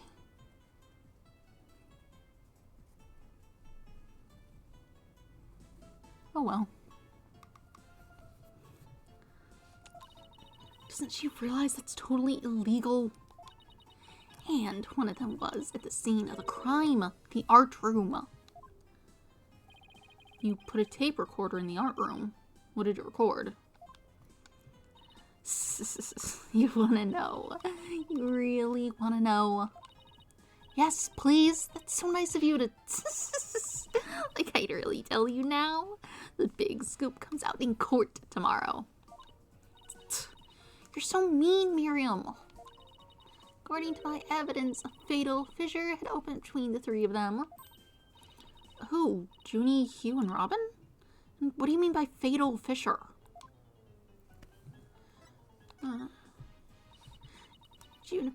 Juniper, Hugh, and Robin used to be the best of friends. Used to be. They still seem to get along fine to me. I did sense some discord, though. You don't know anything. Professor Means has his followers, and Professor Court had hers. Their influence is inescapable. Are you implying that one of them adheres to that extreme idea you and Professor Means have? But why would anyone follow that philosophy? How could you possibly understand? You're new around here.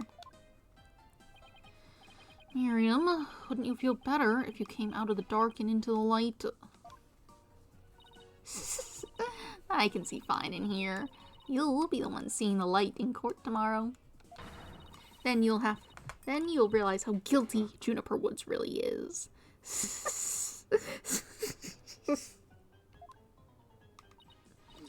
We're going to have to cross-examine her tomorrow, but I don't know where to start.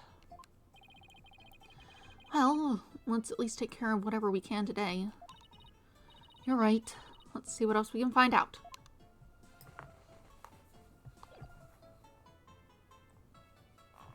I can't investigate every room that exists. This is a tragedy.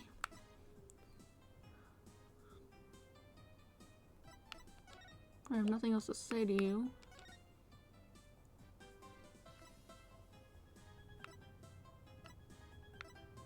I was there.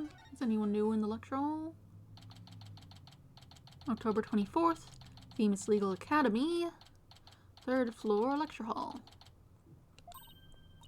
Look, there's Hugh. Hey, Hugh! Oh, what's you two? You want something? Did you find anything? You said you were going to do some investigating of your own. Nope, nothing yet. I'm afraid it's not looking very good for Juniper. You don't really think Juniper could have done something like this, do you? Only the author and the victim knew the contents of the script. Both the stage and the art room were in the exact same state as described therein. Nobody could mimic the crime scene like that unless they'd already read the script or wrote it. But look, Professor Means is better able to handle this than you two, so just leave it to him. There it is again, picking up on some discord in Hugh's voice.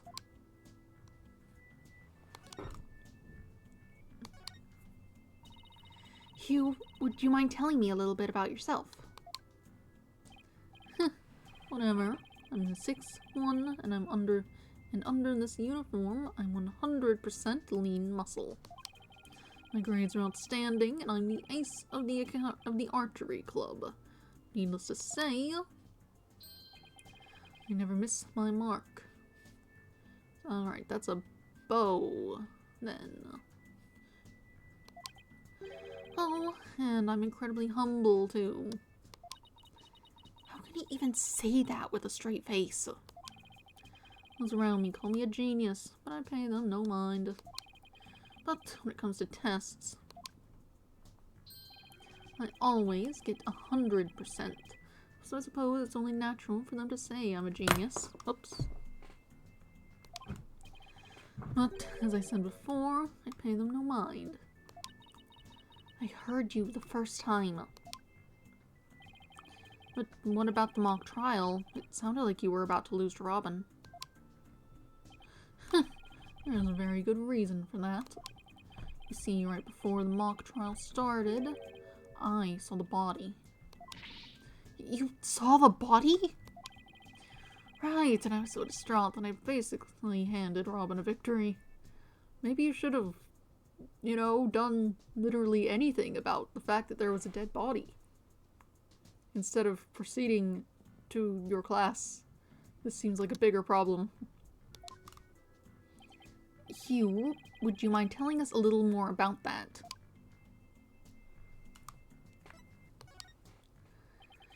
Right before the mock trial, the campus was empty. Everyone was here in the lecture hall. Your attention, please. This is an announcement from the mock trial committee. The mock trial will begin shortly. All students and faculty, please proceed at once to the lecture hall. That's right. There was that announcement, and then everyone came in here. The only exceptions were the mock trial participants. Juniper, Robin, and I were in our personal dressing rooms next door.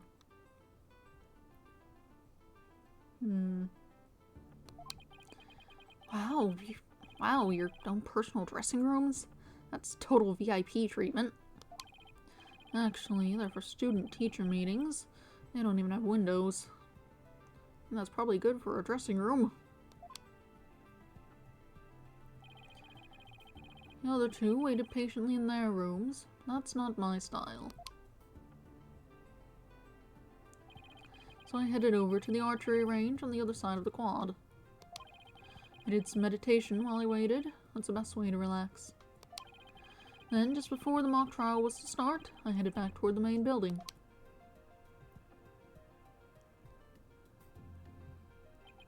As I walked across the quad, I passed in front of the stage. So that's when you saw the body. Right. It was quite a shock. As much as I hate to admit it, my legs were shaking. I could have easily beaten Robin if it hadn't been for that. Wait, hold it right there.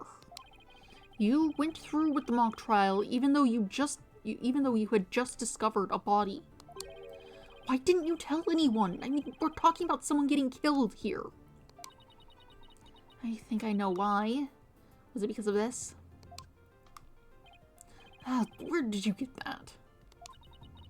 So this article in the Themes Herald is true. The winner of the mock trial would get to make his confession to Junie.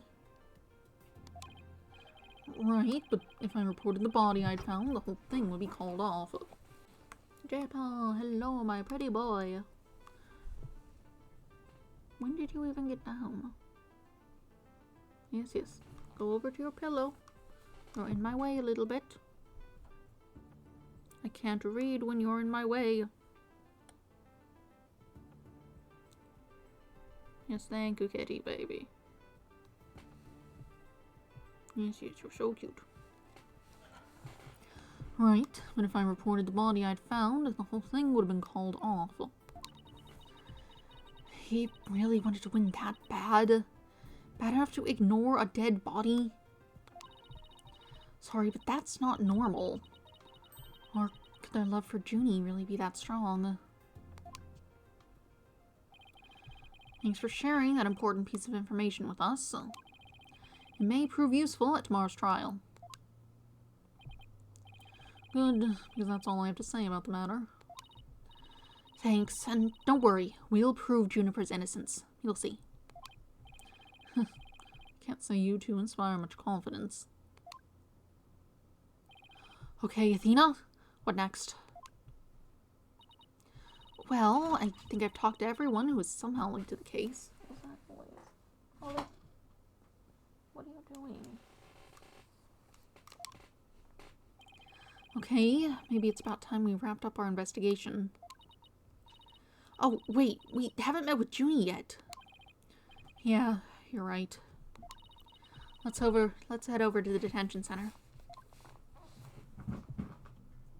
Volleyball, what are you doing? Are you chasing something? I don't see anything.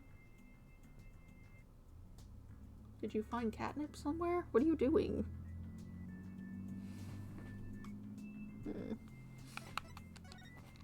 Cat's being weird.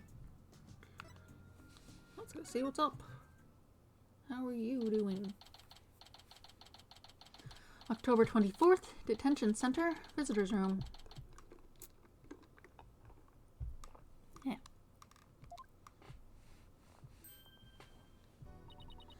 Athena, thank you so much for coming. She called me Thena, like she used to. Maybe she's finally letting her guard down.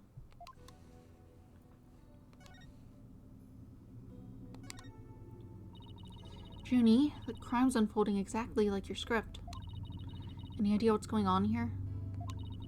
We wanted to make it fair, so the script was kept secret until the day of the mock trial. And the only people who knew the details were Professor Court and I. Nothing we haven't heard already so far. However... Yes? What is it, Junie? Well, there was this one article in the school paper. You mean this one? It's more like a tabloid piece than a newspaper article, if you ask me. I've been worried that the trial would wreck the friendship between Robin and Hugh and me. She wants to stay friends, but both of the guys are hoping to take it to the next level. Oh, the passion of high school drama. Wish I could have experienced it. And I know I shouldn't have, but I revised the script to favor the prosecution. But Professor Court noticed it immediately and changed it back. So if Robin had won, Q wouldn't have been able to confess his love to Junie. That would have kept the trio's relationship the same. Never knew Junie could be so devious. Sorry, I guess my personal problems probably wouldn't be of any help in court, huh?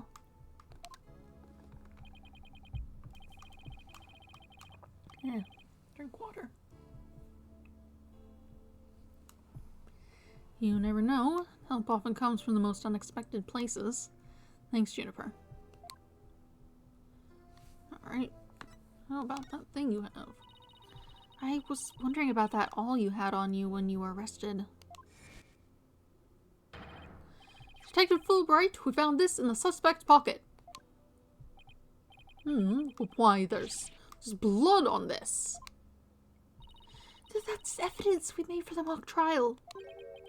Mock trial? Never heard of such a thing, but it sounds fishy to me. Real fishy. It was the murder weapon from the mock trial. Professor Court and I were prepping it in the art room until the day before the trial. I didn't even realize I still had it on me until I was arrested. Did you not end up using it for the trial proceedings? It wasn't put in with the other evidence so people could look at it? Then we've nothing to worry about. There shouldn't be any way to link it to the crime. Still, that blood red color on the awl bothers me. Wasn't it just paint or something? I mean, I was looking at it from pretty far away, but it probably was just paint, but that's what bothers me. It wasn't on the awl when we were prepping it yesterday. It wasn't, then how and when did it get there? Well, but before the mock trial began, I showed Thena and Mr. Wright to the waiting room. Then I went back to my dressing room to get the trial props we were going to use. That's when I found the art room key and the awl with what looked like blood on it. A key and the awl? Professor Court normally has the art room key since she's the Fine Arts Club advisor. And since that key was there in the dressing room, I thought she was the one who had painted the awl to look like it had blood on it. After all, she always insisted that the props should be realistic, so... The awl suddenly shows up on the day of the trial with what looks like blood on it. I have a really bad feeling about this. Me too, but let's not jump the gun on this.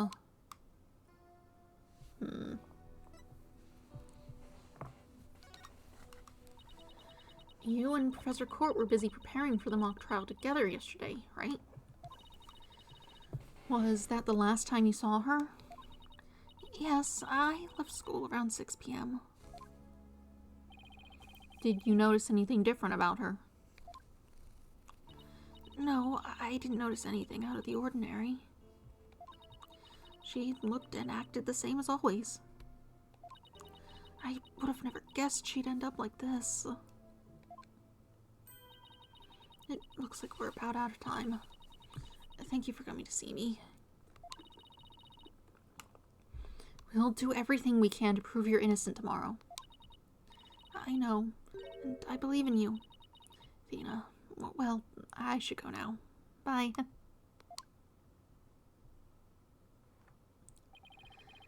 Is she gonna be alright? She's like a shadow of the girl we met back at the academy. The Junie I knew was always like that, a little weak and sickly. But the fact that she's lifted her facade shows that she trusts us. Even still, what is it? Well, when Junie and her two friends were talking about their friendship, I sensed some discord in their hearts. Seriously? Yeah, but it was really faint. I might have been mistaken. There's no reason to doubt their friendship, is there?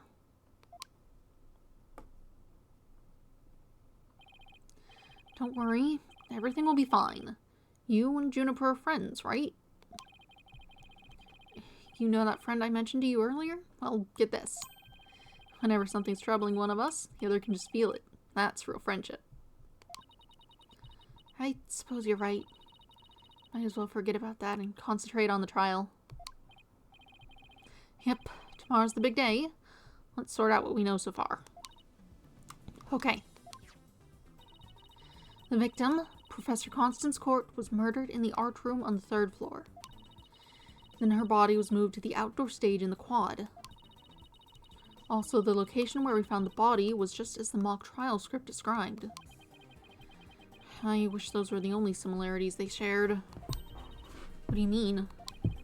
What I mean is the script and this case are exactly the same in almost every respect. So it follows that the actual trial may very well unfold just like the mock trial did. Oh no! The mock trial ended right before the prosecution was about to win. Oh, that's not gonna happen. This time, Junie will be declared not guilty. Of course, I intend to get our results the honest way. We can do this. We'll be fine. After all, I have Apollo, and he's the king of being fine. To be continued. Yes, I will save my progress. I suppose we'll do the trial. Yes, yes.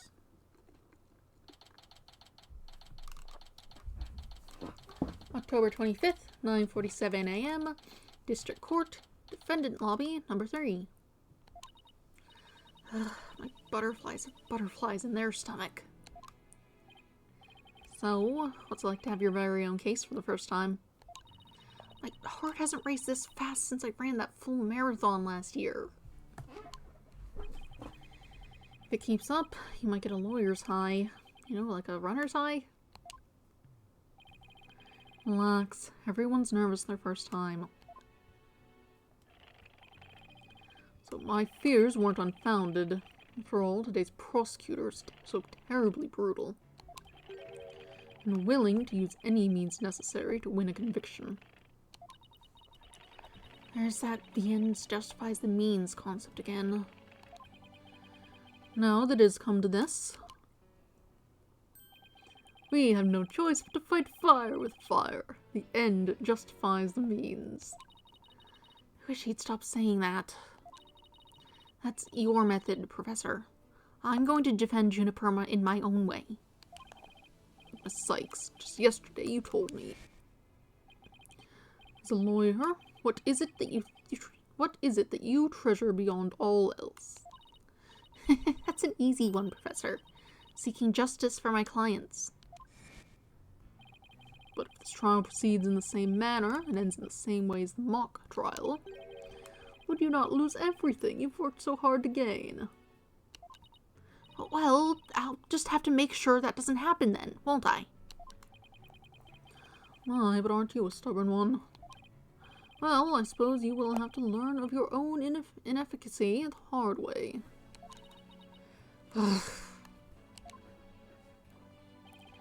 Forgive me, Professor Means, but can we just leave it at that? Oh dear, please forgive me. It's just, I wish to protect Juniper by any means I can. I do too, but now if you would excuse me. Thanks to him, I feel even more pressure than before. Yeah. Don't let it get to you, Athena, and don't forget to keep smiling. I'll be fine, and I haven't forgotten what Mr. Wright said. The worst of times are when lawyers have to force their biggest smiles. Trial is about to begin. I'll show you to the courtroom if you please. Apollo, I'm counting on you to support Athena in this time. To support Athena this time. I could speak. Okay, Mr. Wright, leave it to me. That's right. I have Apollo to back me up. Junie's fate rests in my hands. I won't rest until she walks free.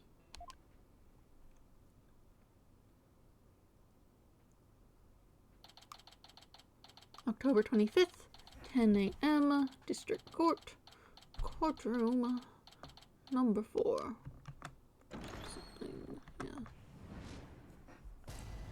Day 1, court is now in session. All rise. Court is now in session for the trial of Juniper Woods.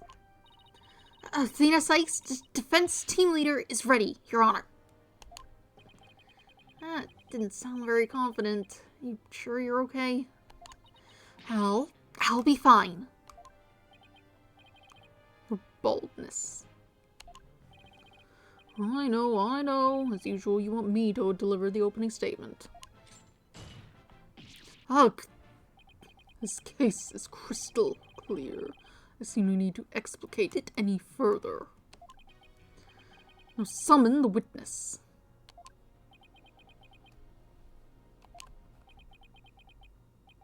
Is there something the matter?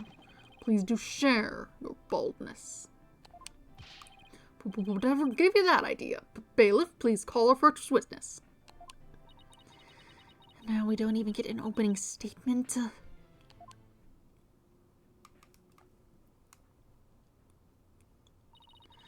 Detective Fulbright, he and Prosecutor Blackwell have become quite the team.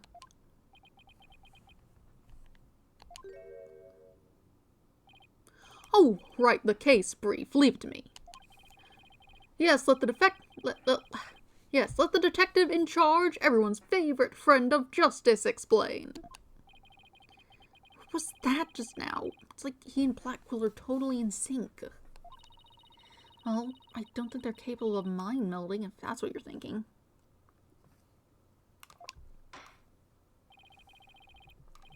Alright, Detective Fulbright, would you please explain the case to the court? Professor Court's body was discovered on October 24th at approximately 2:30 p.m. She was murdered with this all I have here. The victim's blood and the defendant's prints were both discovered on it. All added to the court record. Weapon used to murder Constance Court. Her blood was found on it along with Junie's fingerprints.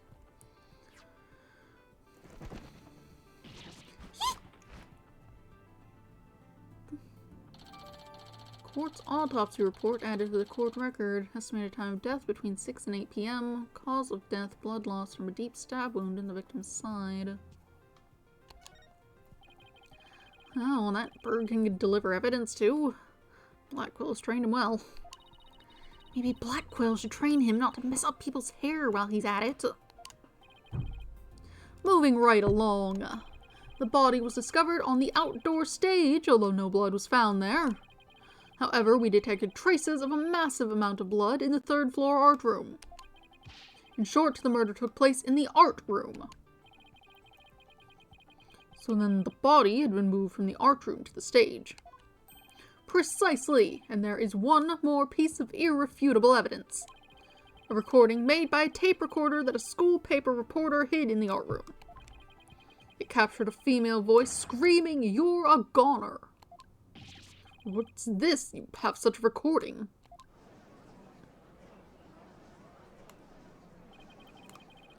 Must be from that tape recorder Miriam mentioned.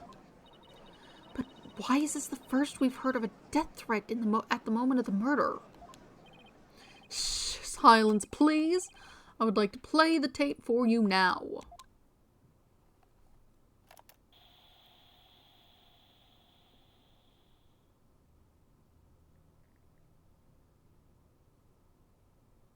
You're a goner.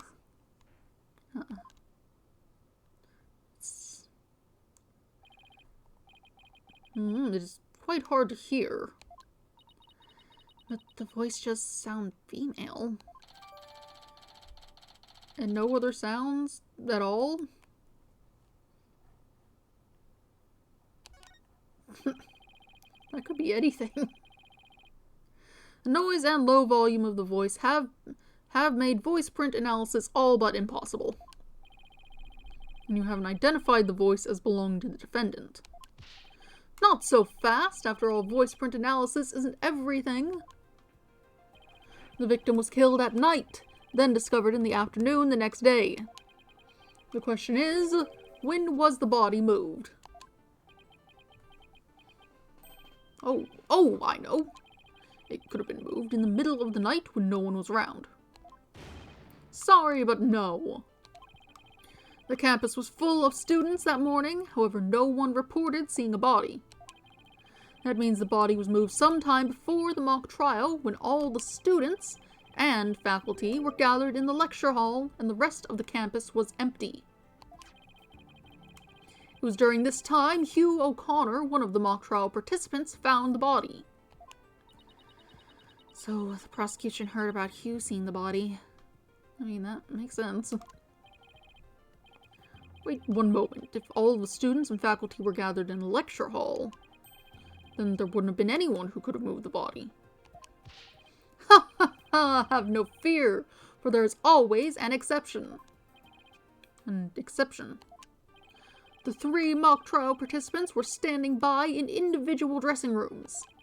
They were the only ones who had free access to the deserted campus before the mock trial. I'm not sure you can guarantee every single student would have shown up to the campus. Or the mock trial, rather. Like, that's not probably relevant to what's happening here, but like, sometimes people just don't feel like going to these things. Like, even if it is a class, people skip them, I think. Sometimes.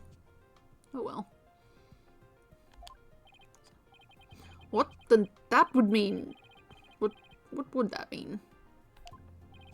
Those 3 students were the only ones who could have moved the body. In justice we trust. I don't like this, where this is headed, Athena. Me neither. And by those 3, I mean Hugh O'Connor, Robin Newman, and Juniper Woods. I knew it. Please, Detective Fulbright, don't say what I think you're about to say. In justice we trust. I take it everyone understands now. The voice believed to be that of the murderer was female. And out of the 3 people who could have moved the body, just one is a girl. That leaves the defendant, Juniper Woods, as the only possibility. No!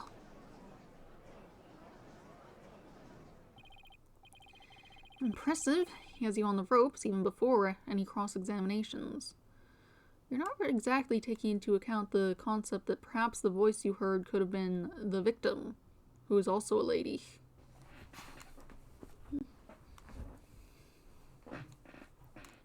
Unclear why she might say that, but, you know, whatever. You could at least pretend to be upset for me. Splendid job, Fulbright.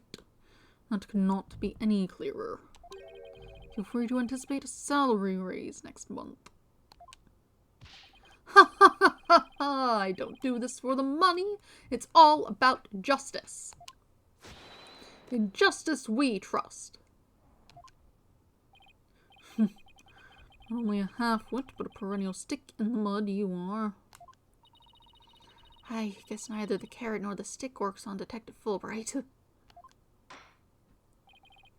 Now, bailiff, please bring our next witness to the stand.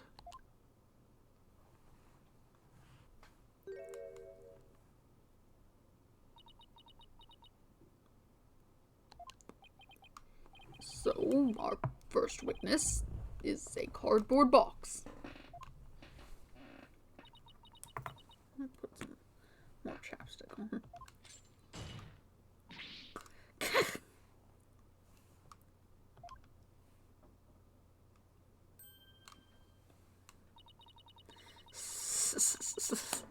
Stealth mode deactivated. Oh my, the box has hands. Oh, and camera. Smile, Your Honor. I don't think you're allowed to have cameras in court. But the dickens, I've just had my picture taken. Miriam Scuttlebutt, senior at the Legal Academy. I'm a reporter on the judge course. Juniper's been a bad, bad girl. I'll tell you all about her crime. Might I ask whether you could come out of that box? How will I get any more scoops if I blow my cover? So the answer is no. After all, covert action is an undercover reporter's best bread and butter. Testimony from a faceless witness is highly irregular.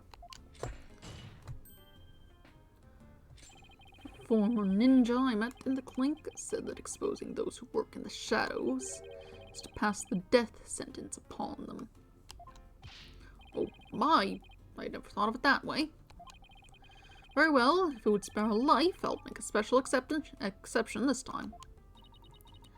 A former ninja in prison? Holy Shinto. How can the judge believe this load of crock? Now, your testimony, please. Oh, but take care not to reveal your face.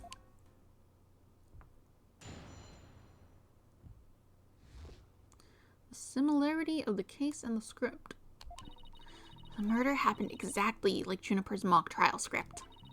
Up until the mock trial began, only Professor Court and Juniper knew the script's content. Professor Court's sudden decision not to use the script sparked Juniper's murderous rage. Juniper has to be the killer. She has a motive, and the murder is just like in her script. The murder is just like in her script. Could such a thing be true? Compare her script with the murder case and crime scene photos, and you'll see. This is so simple. Even an ape posing as a decrepit old judge could understand. Only the victim and the defendant were privy to the script. Ergo, the defendant is the killer.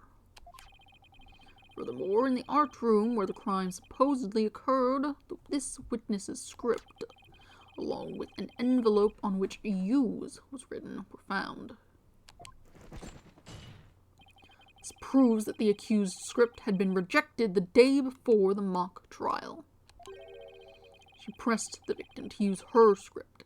An argument ensued, and then the fatal stabbing. That makes perfect sense. What now? Prosecutor Blackwell has all his ducks lined up in a row. He's really on a roll now. What was that noise? Heard something at the door, now the dog's barking. It's probably the mail, but I should just make sure real quick. In case it's someone knocking. Hold on. What is it, Phoenix?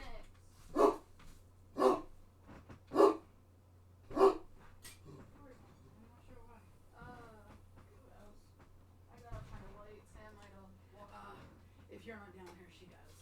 I'm still doing a thing though. Okay.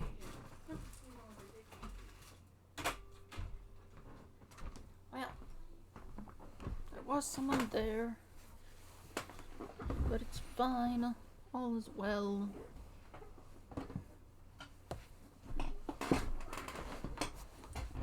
Ah. That was my mom. The door was apparently locked, despite people being here. Probably because I got up kind of late. Oh well, it's fine. Prosecutor Blackwell has all his ducks lined up in a row. He's really on a roll now. He's like a pit bull once it sinks its teeth into you. How dare she? My script had it all. A bum rap and phony evidence, grudges and betrayals. I trust the defense is ready to cross-examine the witness. No problem. I mean, yes, I'm ready. I think. Time to find a hole in her testimony and unbox the truth. I've seen it done over and over. I know I can do this.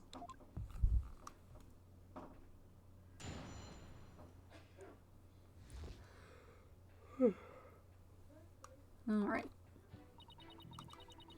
The murder happened exactly like Juniper's mock trial script. There must be places where the script in this case diverge. Don't sweat the details. That kind of stress will give you wrinkles.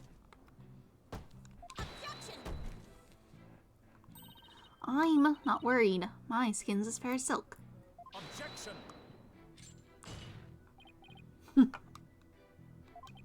Indeed, you are quite fair. Fairly desperate. Objection!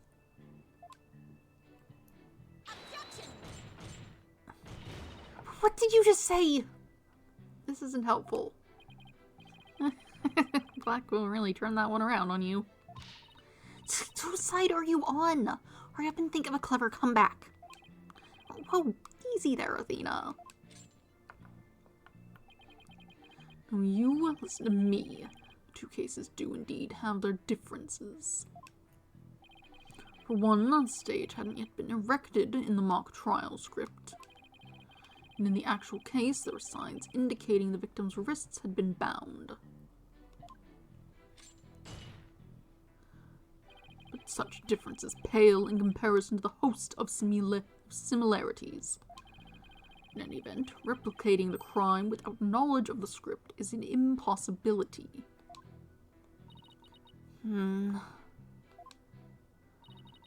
Looks like I won't be passing this off as a coincidence. What a total burn. Try again, why don't you? Pawn of the woods. Pawn of woods. Up until the mock trial began, only Professor Court and Juniper knew the script's content. Somebody could have stolen a peek beforehand. I don't think so. I mean, I tried any number of times. Shame on you, Miriam. But that crafty she-devil Juniper has eyes in the back of her head. What chance does your average person have if an undercover reporter like me failed? Interesting point. Still, Scuttlebutt, won't you get in trouble later for admitting to such underhanded tactics? Why, I plead entrapment. How is your blurting out your own crime entrapment? You haven't scooped me yet. They were all set to use Juniper's script. But Professor Court's sudden decision not to use the script sparked Juniper's murderous rage. How do you know that Professor Court wasn't going to use her script? Now in the art room where the heinous crime took place, an envelope marked Use and Miriam's Scuttlebutt script were found. Evidently, the script was going to be used belonged to the girl in the box over there. It's only natural that my script would be accepted and hers rejected. I introduced all sorts of brand new concepts, including bribery and fake evidence. It was a cutting-edge script portraying a courtroom battle in the dark age of the law. I can't help but feel Professor Court went out of her way not to use it. Juniper, she used some devious, underhanded tactics to get her script chosen. That's why her script and not my masterpiece was used in the mock trial. How's that for an explanation? Juniper has to be the killer. She has a motive, and the murder is just like her script. Anyone who saw the mock trial could have recreated the crime. Not beforehand. After they saw the mock trial, they could have easily staged the body just like the script. Objection! Where is the trial which pits Hawk against Canary? Objection! Weird. What did you just say? If he's so weary, he should try something less. Bet that saves him energy. This is no time for jokes, Apollo. He just called me a canary. Don't let him get to you. At least canaries pick up on things quickly, just like you. You're talking about a canary in a coal mine? That's because they're small and sensitive to poison. And then they die.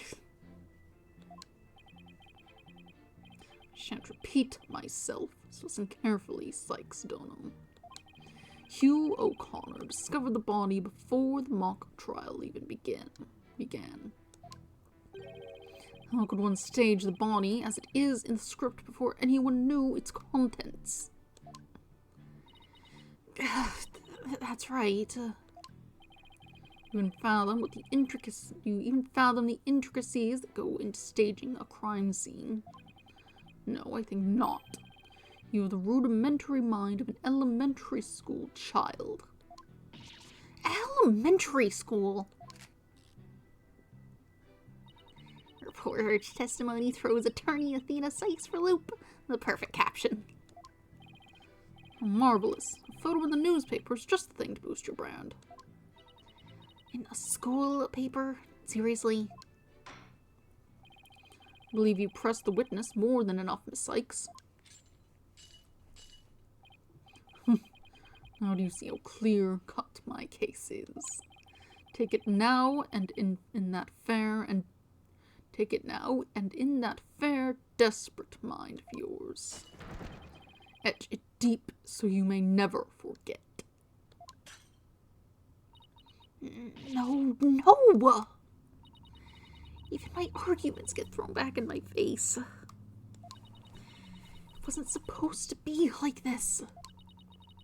What am I going to do? Athena, you should just about have all the answers you've been looking for now.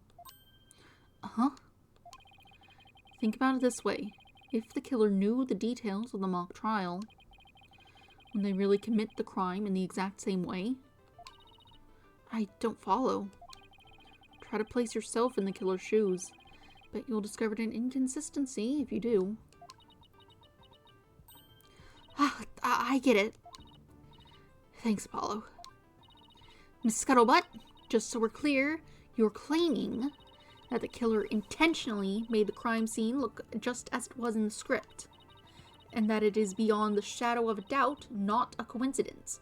Is that correct? No, duh. After all, it's just more evidence of Juniper's evil she-devil ways.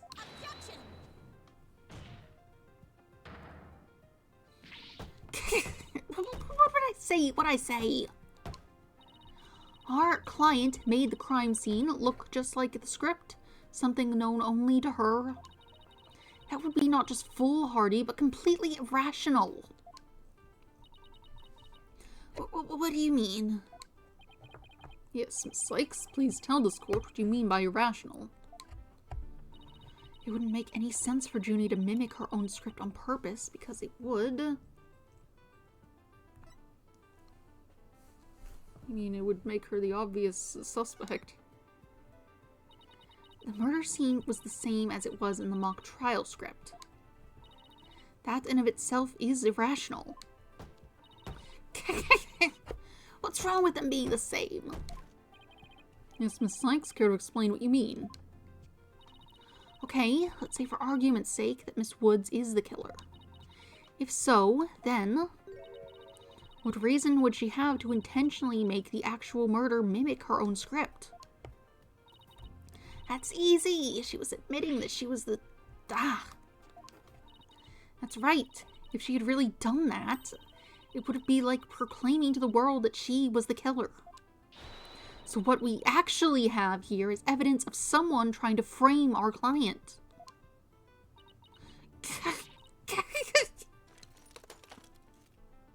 Where are you keeping that? It's just like taped to the top, maybe? The body was found in the day of the mock trial.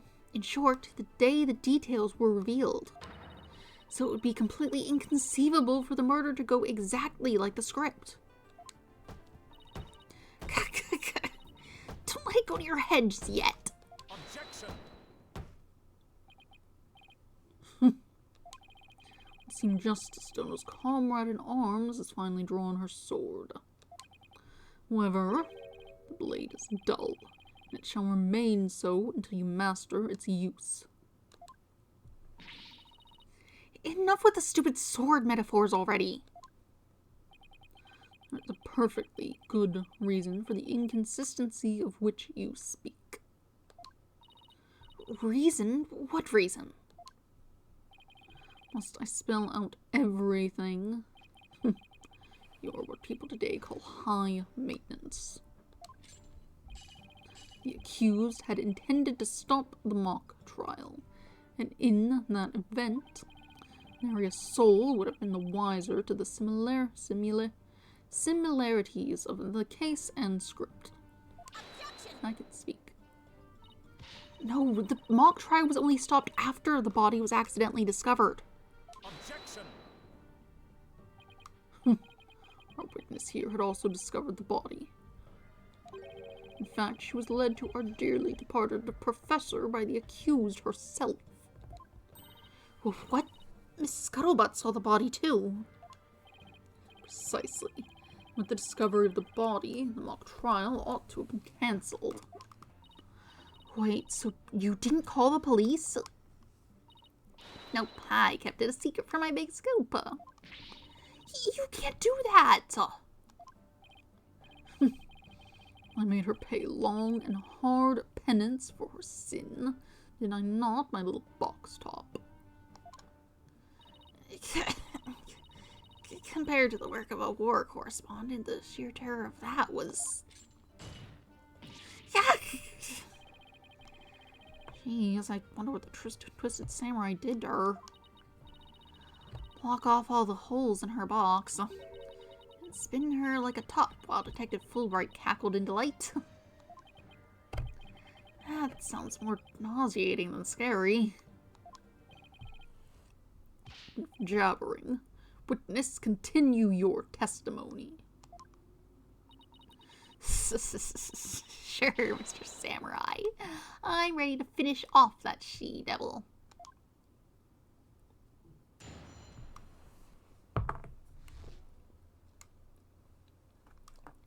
What's good or what's all?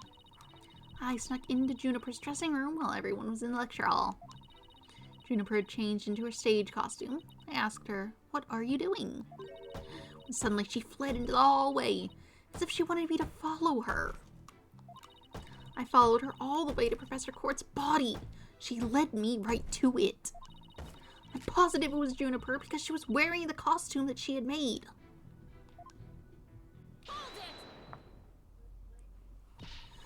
Why did you withhold such key testimony? What's that supposed to mean? Athena, you haven't even started your cross-examination. I know, but her testimony points to her as being a potential suspect. Well, I don't think Professor Blackquill is... No, or prosecutor is the word. I don't think Prosecutor Blackquill is... No, wait, I bet he's already thought of that. The witness left the lecture hall to sneak into Miss Wood's room before the mock trial. That means she, too, could have moved the victim's body. The prosecution's claim no longer has any ground to stand on. Help!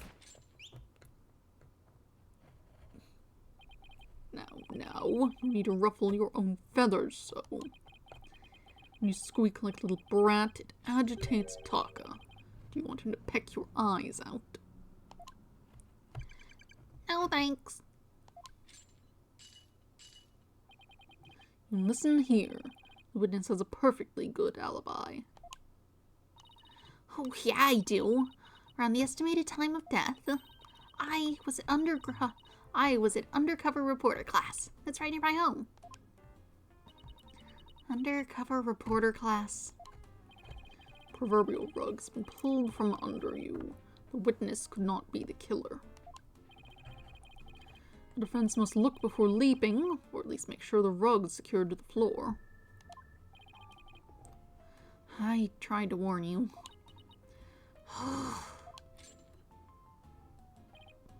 Well, there ends the cross-examination. Let's allow the witness to step down. Uh-huh? No, wait a minute! The defense has no right to cross-examine the witness after that little spectacle. Whatever a man is sowing, he will also reap. Why can't he say you reap what you sow? Very well. If the cross-examination is over, I suppose the witness may go home. Perhaps spend some time in her lovely box and recover from today's stressful events. Don't you worry about me, Your Honor. There's no rest for the wicked, or journalists either. My third eye is always eyeing a scoop. She's always eyeing a scoop. Well, back to the trenches. Bye-bye. Hold it! Not so fast, Miss Scuttlebutt. Apollo? There's just one thing I'd like to ask. Did you take a picture of the victim's body? And if not, why not? Well, that is... No, I didn't take one. Well, that's strange. Why wouldn't you take a picture if you're always eyeing a scoop? I don't know what that is supposed to sound like. Did you or didn't you really see the victim's body? It's not like I actually saw it, but... What the devil? Did you hear that, Your Honor? The witness didn't actually see the body. That completely overturns the prosecution's claim that the witness was led to it. Just don't know. You dare steal at me again.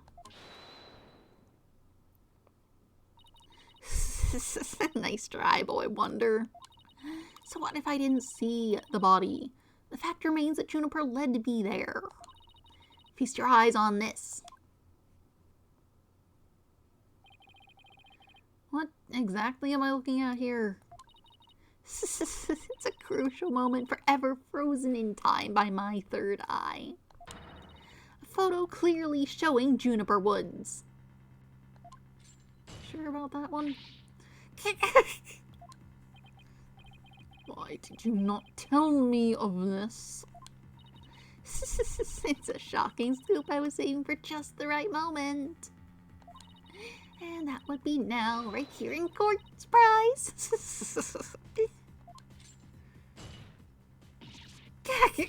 What'd I do? All journalists keep their scoops until the right moment. Jeez, pretty brave hiding it from Blackwell like that. Or pretty stupid. Well, this is an unexpected turn. Athena, about this picture. See how it only shows the back of the subject.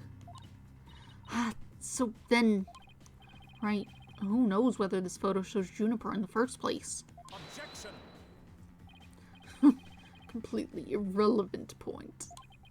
What is relevant here is there was someone who did not try, who did try to lead the witness to the body. Take a gander at this, the route by which the accused escaped. The witness pursued the accused this way after she fled the dressing room. Guess that's where the stairs are. The accused descended to the first floor and exited to the quad. Then what, Cardin Cretin? And I tripped and fell. Got my knee on my own box. She stayed under her box even while running after someone? Sounds difficult. Recall that the body was already there, for Hugh O'Connor had already seen it. She was trying to show someone the body, because she wanted to stop the mock trial.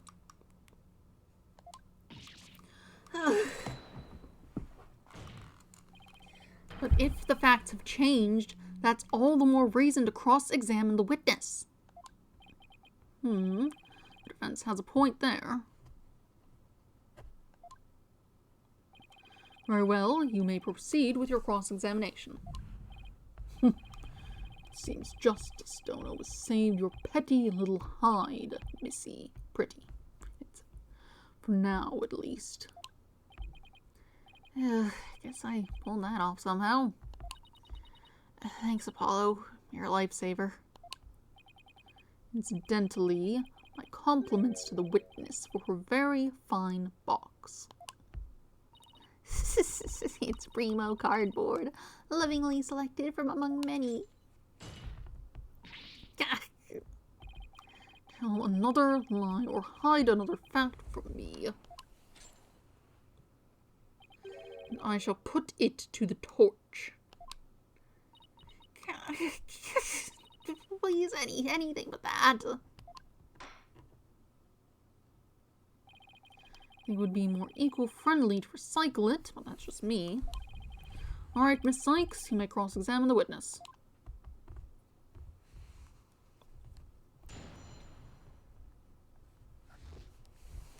What Scuttlebutt saw? I snuck into Juniper's dressing room while everyone was in the lecture hall. You said you snuck in, but why would you do something like that? Because if I got a big scoop on Juniper, club membership would go through the roof. Right now, the newspaper club only has one member, me. The club's history once I'm gone. So, the theme is Harold's brand recognition is a matter of life and death.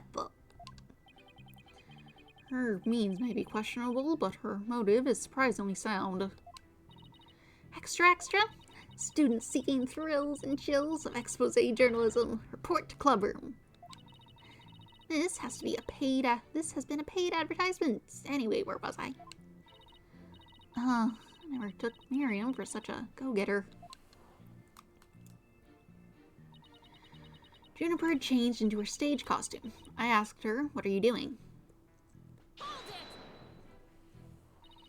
Why would she change into that costume? The mock trial was about to begin. How should I know? But if you don't believe me, take a look at this photo. I captured this critical moment like the gonzo journalistic pro that I am. Key and pick are still there. Along with some other tools. Don't know what those are about. Could have just been the way that thing was carried, so it wouldn't be with the other.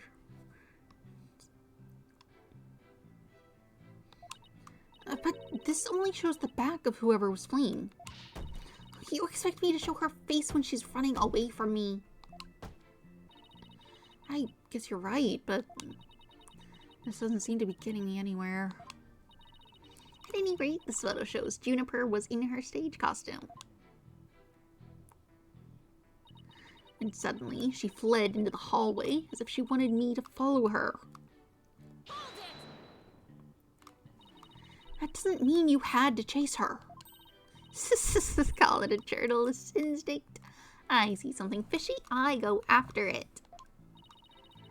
But you never did catch up to her, did you? True undercover journalist gets up and dusts herself off when she stumbles. That reminds me, didn't you fall during the chase when you tripped on your box? The true undercover journalist is always ready to stumble over a great story. Sure are a lot of holes in your story. Or is that just the scuttlebutt brand of journalism? The true undercover journalist always prevails against her adversaries. I followed her all the way to Professor Cord's body. She led me right to it. What would our client have done to gain from leading you there? What would our client have to gain from leading you there? The accused had employed her self-penned script as a manual for murder. Ergo, she had to stop the mock trial before the script's details became public. And that accounts for her desperate attempt to lead our carton cretin here to the body. There are, like, additional options for that. Like pretending to have, I don't know, sudden onset of illness.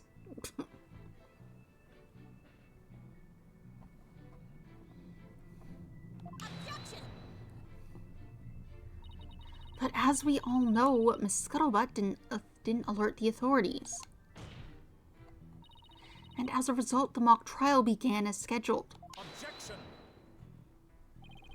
The issue here is not whether it was, in fact, halted. The fact remains the accused was trying to lead the witness to the body. Does that not show clear intent to halt the mock trial?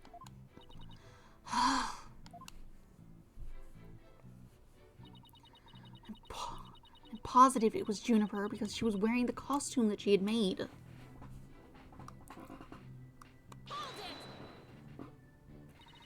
You say it was our client because the figure you witnessed was wearing her costume. Isn't that a bit simplistic? It's only as simple and clear-cut as a good piece of journalism should be.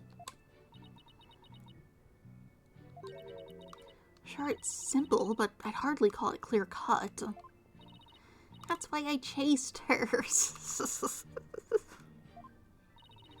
She keeps saying it was Junie, but she didn't even actually see the body. Yeah, but Blackwell's assertion takes that into account. So even if I press her on her never seeing the body, I won't be able to overturn this testimony. Well, whoever it was that was fleeing, Miriam never did see their face. So I'm wondering why she thought it was Juniper. Try thinking along that line and see what people come up with. Yes. Because the outfit isn't really the same, now is it? It's missing all the constellations and such.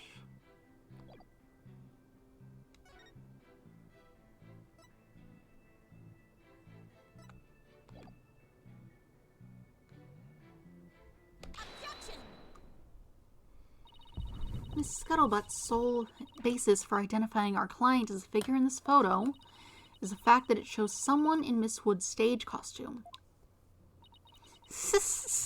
Well, it is Juniper's costume, so that must be Juniper in it. It's clear-cut. No, that's where you're completely mistaken. What? This is a design drawing of our client's stage costume.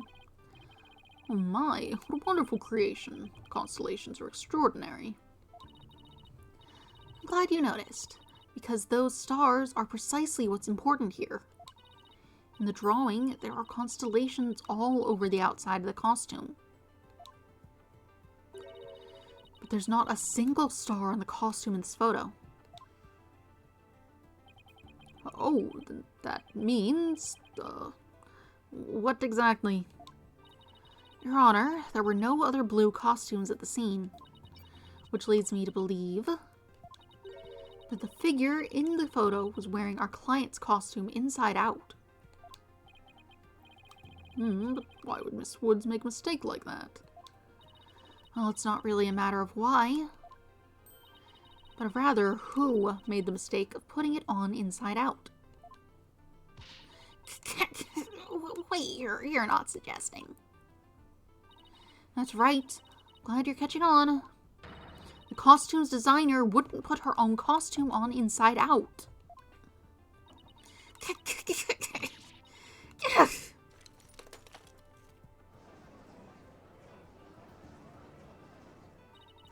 Sorry, Mrs. Scuttlebutt, but doesn't believing you had a scoop when you really didn't make you a failure as a reporter?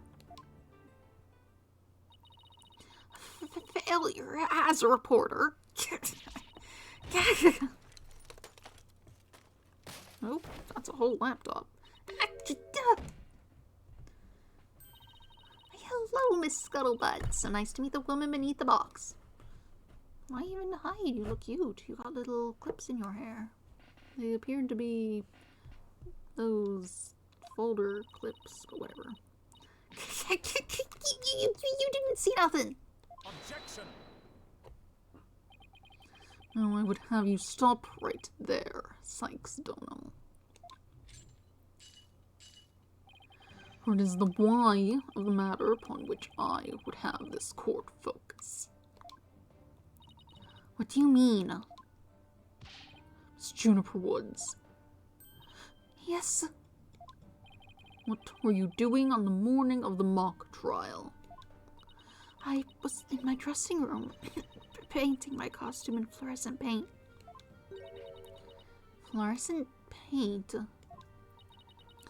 My design drawing shows twinkling stars on the costume. I was going to make the costume shimmer like that by painting the inside fluorescent. What was that again? Fluoride? Did your costume have cavities? Not fluoride, fluorescent, as in glowing. The paint would make it glow in the dark. Yes, you applied that to the inside of the costume. And then...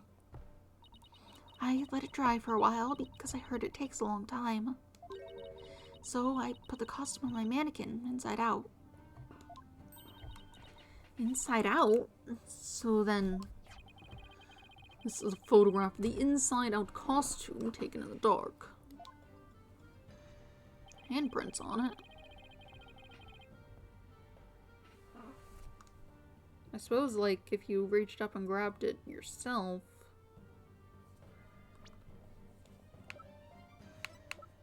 I don't have the picture, actually. No one gave it to me. As you can see, there's a heavy layer of paint over the entire surface. If someone were to properly don this costume in this state, wet paint would get all over their body. Why, yes, I believe it would.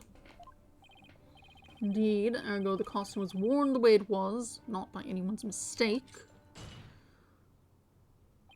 but because this was the way it was on the mannequin, inside out. Surely that looks like something, in the light at least vaguely yellow. It's like that.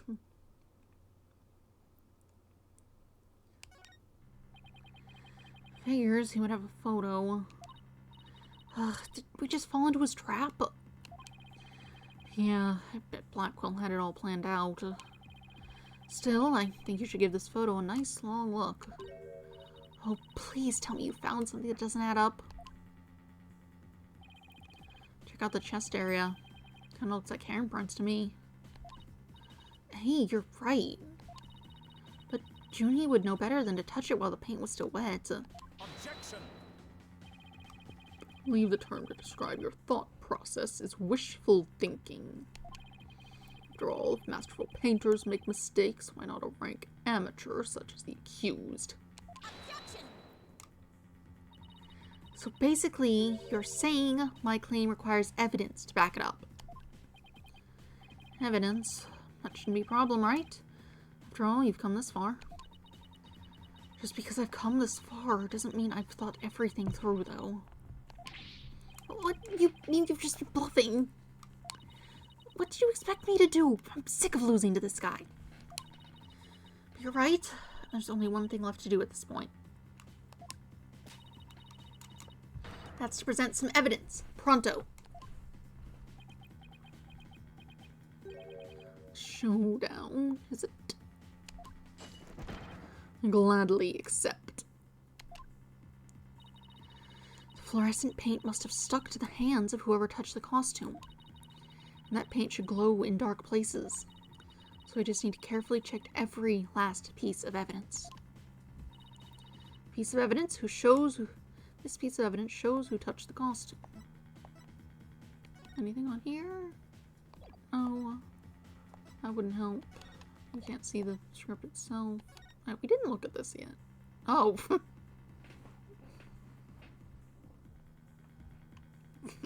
Well then.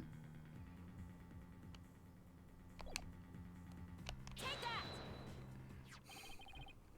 A school newspaper. Interesting. Take a look at the photo where the lights are dimmed and the spotlight is on Miss Woods. Observe Mr. Newman's hands in that photo as he stands at the prosecutor's bench. As you can see, it's glowing, just like Miss Wood's fluorescent paint. It is glowing, and quite brightly, I might add. But why would he put fluorescent paint on his hands for the mock trial, you may ask? The answer is he wouldn't. Not on purpose. It got there when he put the costume on. Oh, that means... What again? It means the figure photographed in the costume was not our client, Juniper Woods. It was her classmate, Robin Newman. What?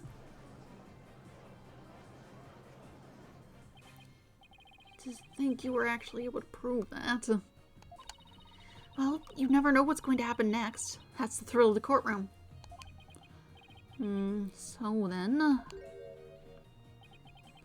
does that mean that Robin is our man?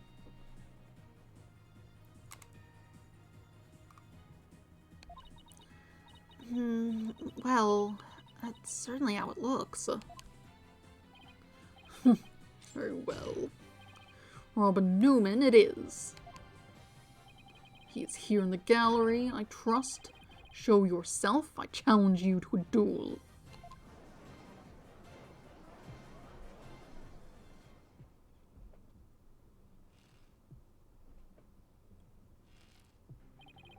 Will the witness please state his name and occupation? I'm Robin Newman. I want to become a great artist. I practice day and night. Yeah. No, that's not it. Art's gotta be sincere, man. So, for occupation, should we put down budding artist? No. Themis Legal Academy, Senior Prosecutor Course. This brace is proof of my masculinity. I've been trained to be a prosecutor for 18 years. I assume you will be cleaning up the pottery you smashed before you leave today. Ah, oh man.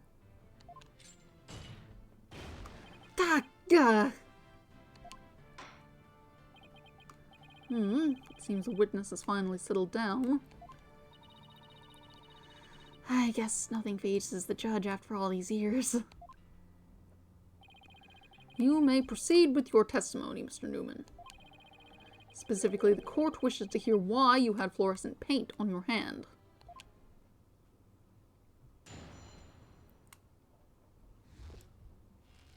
Why, I touched the costume. I went to see Juniper in her dressing room, but she wasn't there. When I walked by that frilly costume, I was like, whoa. The mannequin it was on, it was about to fall on me. I got that paint on me when I caught it. But I never put it on. That's just stupid. Your Honor, I recommend a short therapy session for the witness. Well, Mr. Newman does seem particularly agitated, but... Ah, God. Ah, no! Not again. What's his problem? I sensed it the moment Robin took the stand. The discord in his heart. Does he think he might be hiding something? Probably. You ready, Mr. Newman?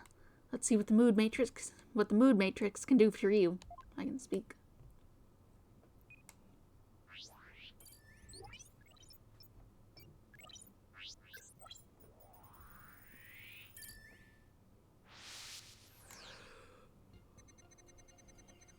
Went to see Juniper in her waiting room.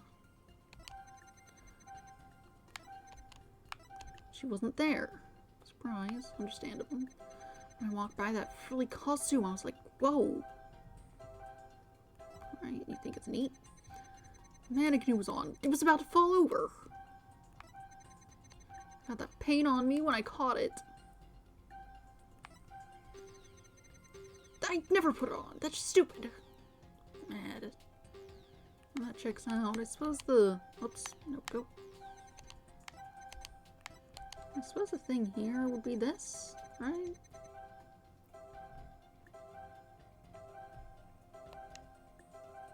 Oh wait, I need to go through the whole thing. Oh wait, no, it's the LB. That's the right. I was hitting Y. That's for other things. This is weird. You mentioned the stage costume. When you mentioned the stage costume, I sensed a sudden powerful feeling of joy.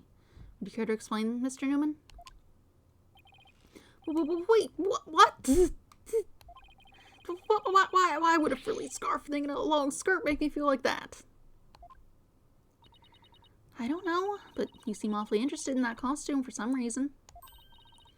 You didn't happen to put it on, did you? Like I'd be into that kind of thing.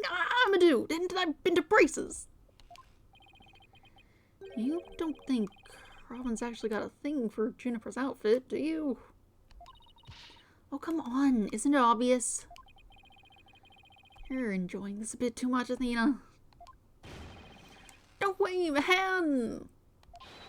The mannequin came falling toward me, so I stuck my hand out. So I stuck out my hands to stop it. End of story. Should I be concerned about the direction this is going? That's a new piece of information. Time to run an update. That's not how hands work. Or not how the handprint is. Even after that update, something just doesn't feel right here. Do I have anything that could prove his statement contradicts what really happened? Yeah, it does. You said the mannequin came falling toward you, so you stuck your hands out to stop it. If so, then the fingers of your hands would have been pointing outward, like this. But that's not what the handprints show. In fact, this looks more like your thumbs in the base of your palms. But why in the world would I leave such weird handprints? You know why. You left them when you went to adjust the scarf after putting it on. Just like the model in this drawing. Whoa! Why don't you just admit it, Mr. Newman? You did put the stage costume on, didn't you? And you really do like Miss Wood's clothes, don't you? Fine, I admit to putting the costume on. But I don't like girly clothes. And okay, well, that's not relevant. Yes, new information to plug in. Time for another update. I snuck in knowing the costume. I snuck in knowing the costume was in there. My heart was pounding, even though I'm a guy. And I saw it. It was even more amazing than I'd imagined. I was like, whoa, I'm a guy, but I got all excited.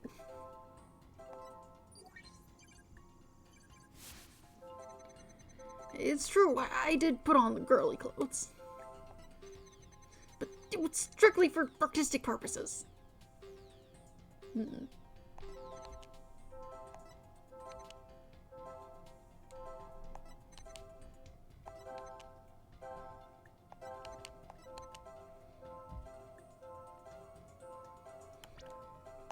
Should be this one. There, another emotion that doesn't fit. Now what are we doing here?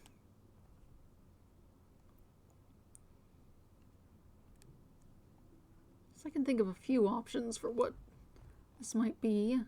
One seems not terribly likely given the everything, like, about the game and when it came out and just that things are as they are. Unlikely that they would have made this character a trans woman. Seems more likely that they might have made this character a girl who's disguised as a guy for reasons.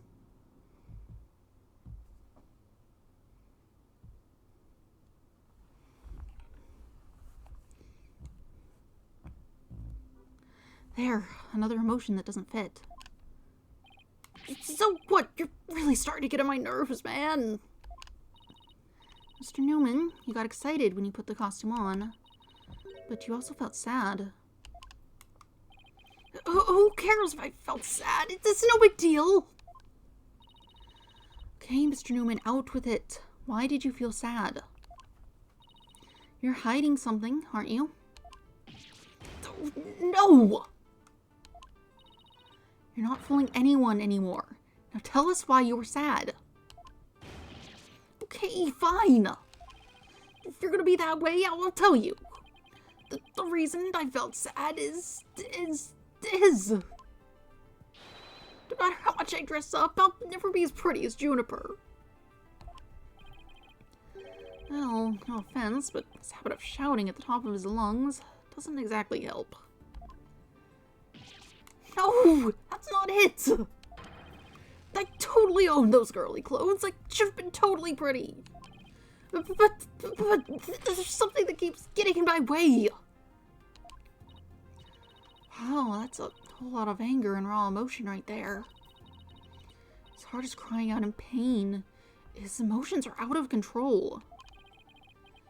Out of control emotions. We saw those during the Ninetales Vale incident. So all we have to do is find the source of his uncontrollable anger, right? Right. Help me look for a conflict between his statements and the images we see. If we can find that, we can wrestle him away from whatever's tormenting him. Mr. Newman said there's something getting in the way of him being pretty. Something that doesn't go with girly clothes. But what could it be? Find out! Testify, man!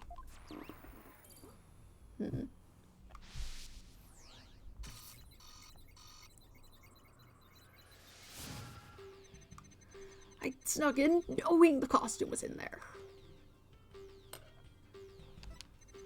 My heart was pounding, even though I'm a guy.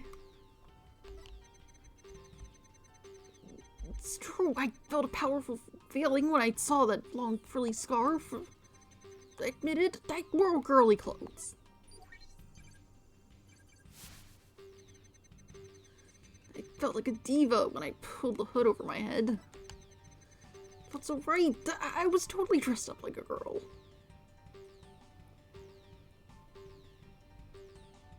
I'm not sure I quite know what we're going for here. So we're looking for the source of this anger. Right, the conflict in his testimony that will most likely arise from his emotional repression. The conflict in his testimony will most likely arise from his emotional repression. Let's compare the images to his testimony. We might find the problem that way.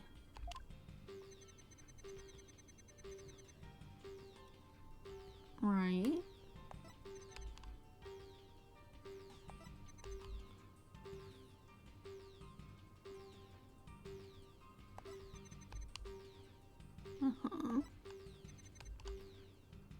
Maybe this and the fact that you look like still very angry. Oh, we have things to point out. Costume, brace, him. I see. It highlights them. Maybe the totally and then the brace? That might be it. That's still there? Mr. Newman, you felt a great deal of anger toward your brace, didn't you? Is that what you feel is holding you back from being as pretty as you think you should be? What? Mr. Newman, the truth is, you really want to take that brace off, don't you? No, wait, man! This is a symbol of masculinity! I could never take it off! Is it that you can't take it off, or that you don't want to take it off? Oh, man, that should keep my big mouth shut. This is really weird. He exhibits intense anger toward his brace, which he calls a symbol of masculinity. But he can't take it off, not even when he's trying to look pretty. What could be at the root of his complicated relationship with his brace? I have a feeling we're on the verge of uncovering an earth-shattering secret.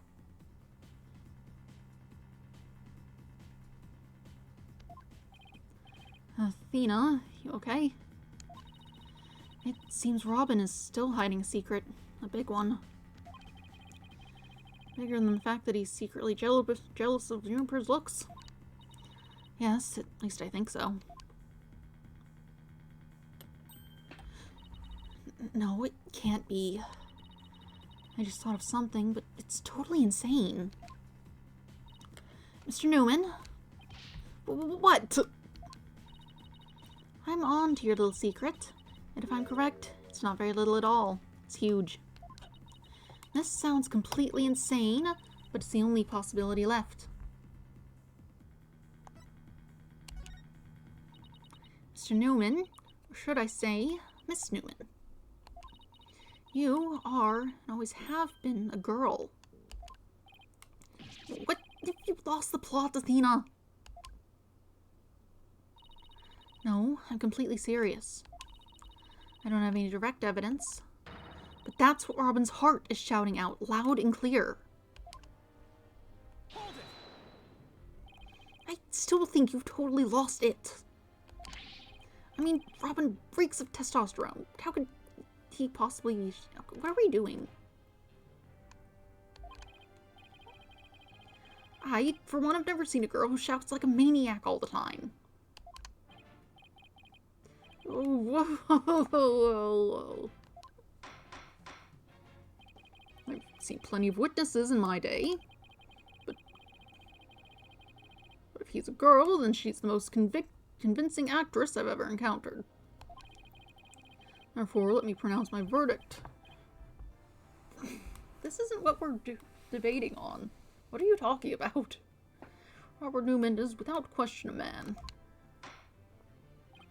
Oh.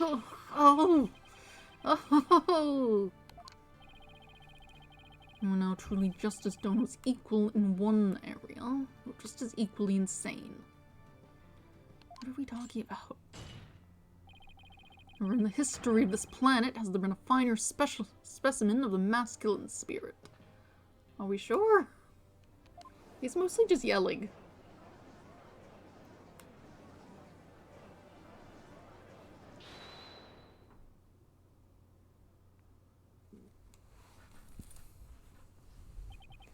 Oh, what?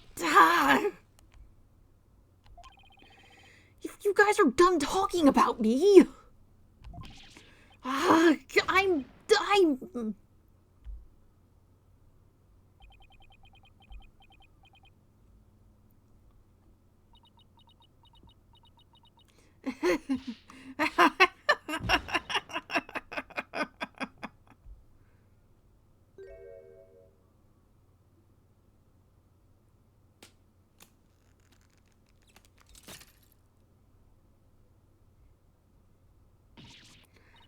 the brace, it's...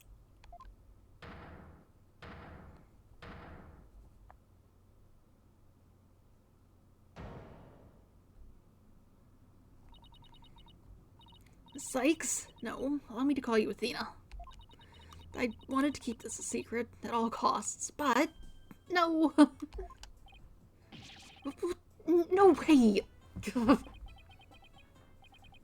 Surely this must be some kind of jest. Nope, it's real. I'm a girl, body and soul.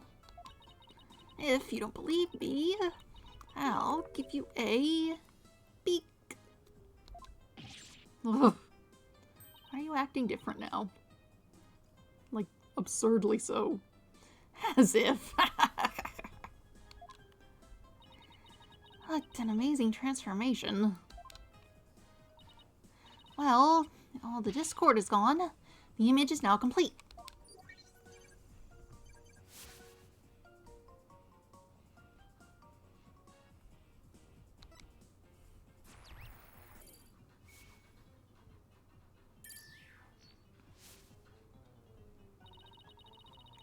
I was raised as a boy since I was little, and I studied law just like my parents wanted. But now, this living lie has me pinned to the ground. It's...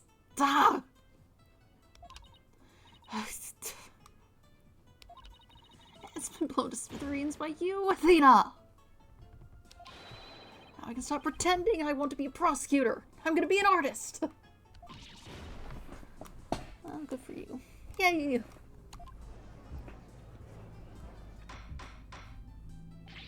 Order, order! What a shocking development. He really did turn out to be a girl. Eek! Why is everyone looking at me like that? Like a movie star or something. Where did you get that? I guess the same question could go for your various pottery things. But no paparazzi, please. I value my privacy. Okay? Ah, no pictures, you'll regret it, man! I'm just imagining things, or is Robin even more hyper now than when she was... okay. I don't know. Maybe it's because she finally got her troubles off her chest? Literally. This is all well and good, but does he being a she actually change anything? The fact that the witness is actually a girl does change things.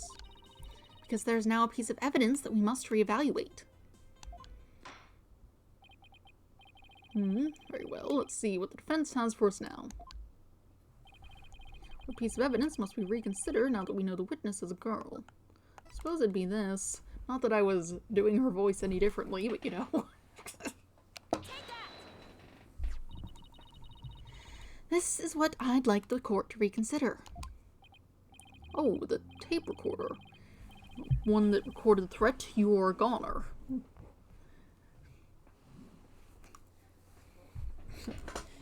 You can be a girl, you can have all the things you want anywhere. We're accusing you of murder.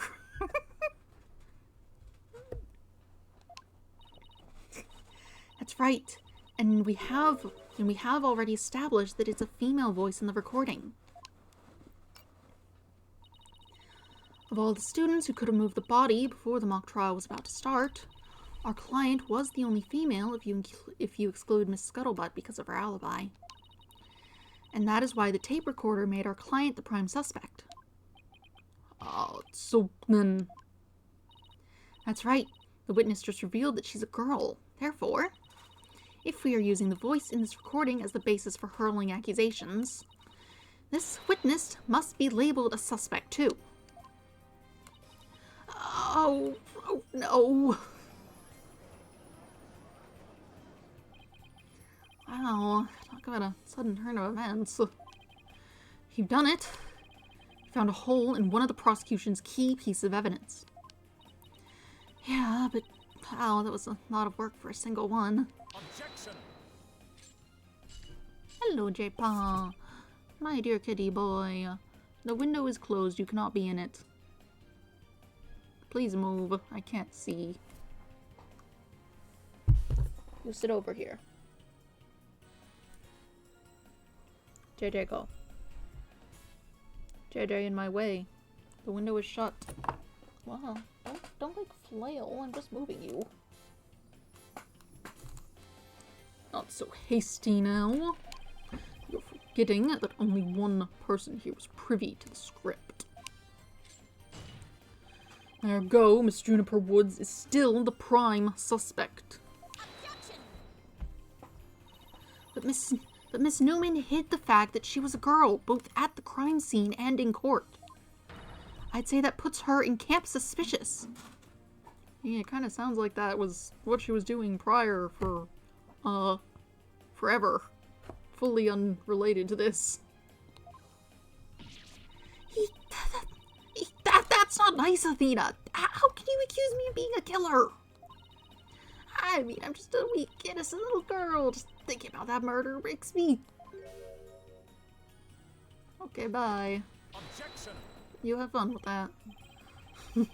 Suspicious is as suspicious does. Undoubtedly, the witness does have some sort of connection to this crime. Perhaps our newfound lady is merely feigning ignorance. We can surmise that she lent support to the principal offender, Juniper Woods. In leading Miss Scuttlebutt to the body, that would make her an accessory to the crime. How can you say that? I'm not an accessory to any crime, Mr. Birdman! Objection! Birdman? You have a bird. In any event, with the witness as an accessory explains quite a bit, does it not?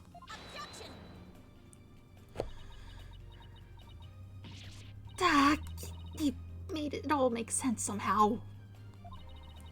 And I'll keep accusing Junie unless we can show someone else knew the script's details. But how could someone have gotten their hands on that kind of info? The only way they could have known what was in the script was if they... I mean, they were friends. They could have talked about it.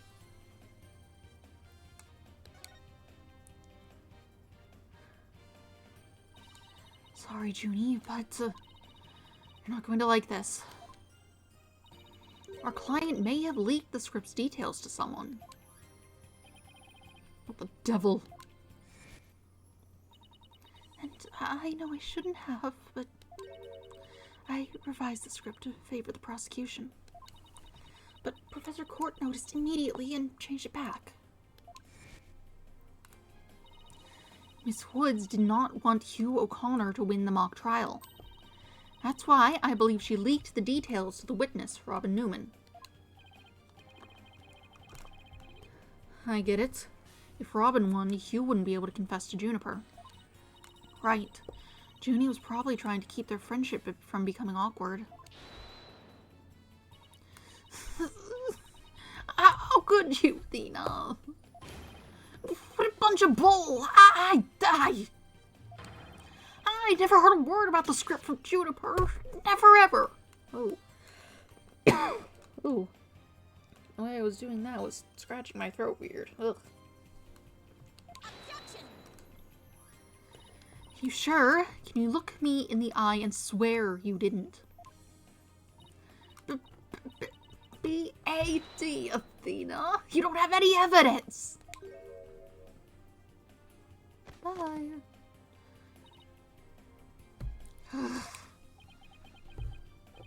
Actually, we might have just a thing.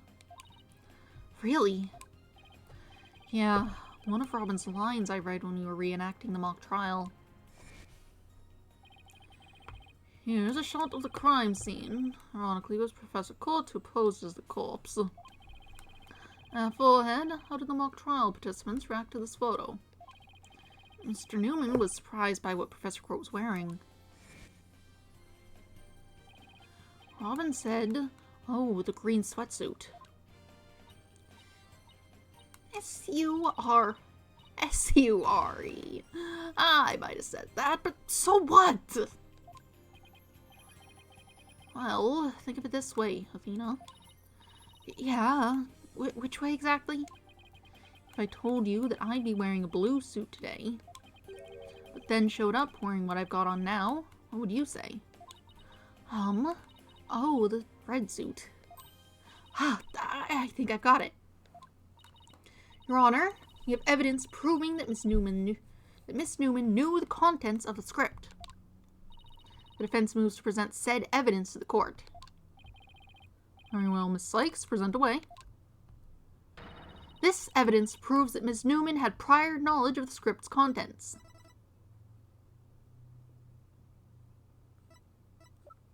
I suppose it would be that, even though I don't... Why are you stuck? My stick got stuck for a second. Mock trial script. Miss Newman, during the mock trial, you were shown a photo of the victim's body. And reportedly, you reacted by saying, "Oh, the green sweatsuit." Oh, yes, I said that. What's your point? You seem to have some issue with the green sweatsuit, and I think I know why. The proof is in the script, specifically on the things to prepare page.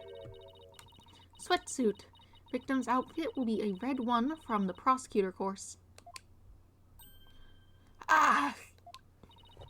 You were surprised because the sweatsuit in the photo was green. But if you didn't know about the script's content, then that shouldn't have surprised you. No! I thought we were friends, Athena. How could I have been so blind? In light of her privileged knowledge, I move to declare Miss Newman a suspect, Your Honor. What?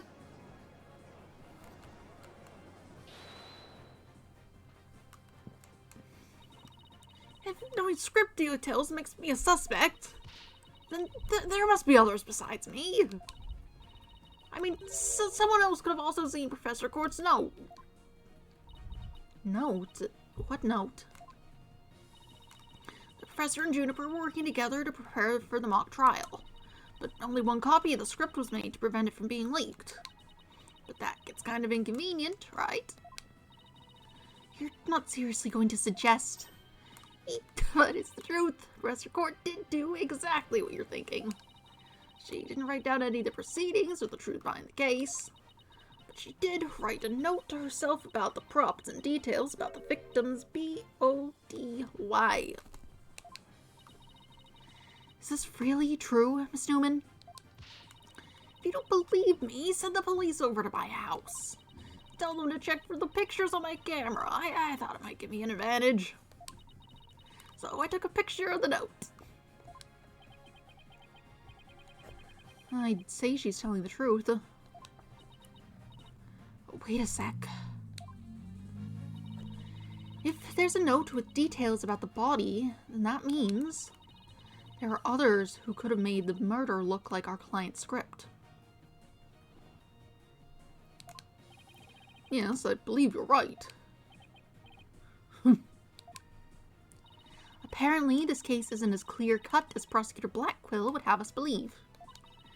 This new revelation blasts a big fat hole in the prosecution's case. A hole? Objection! Bully for you, Missy. But don't think this spells victory. And why not? The battle is still young. My blade is now fully drawn. Between it and my next witness, your life will be forfeit. So put away your wooden sword. And show me what you are truly capable of if you wish to live. I have another witness. I wanted to get up and use the bathroom. You want it? Don't worry, I'm gonna bring it.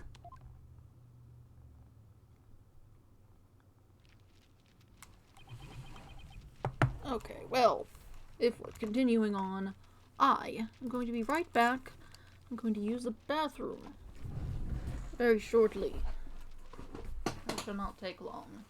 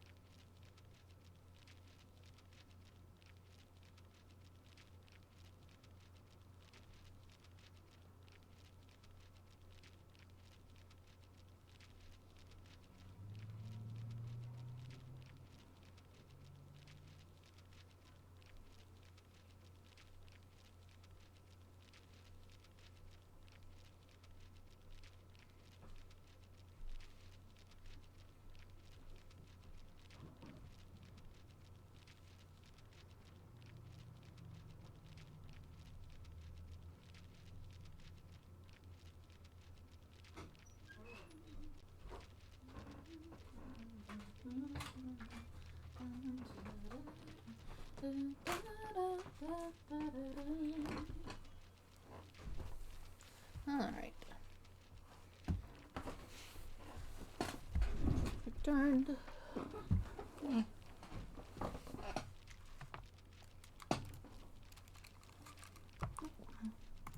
There we go. Alright. Back to the game. That's right. We called up this guy.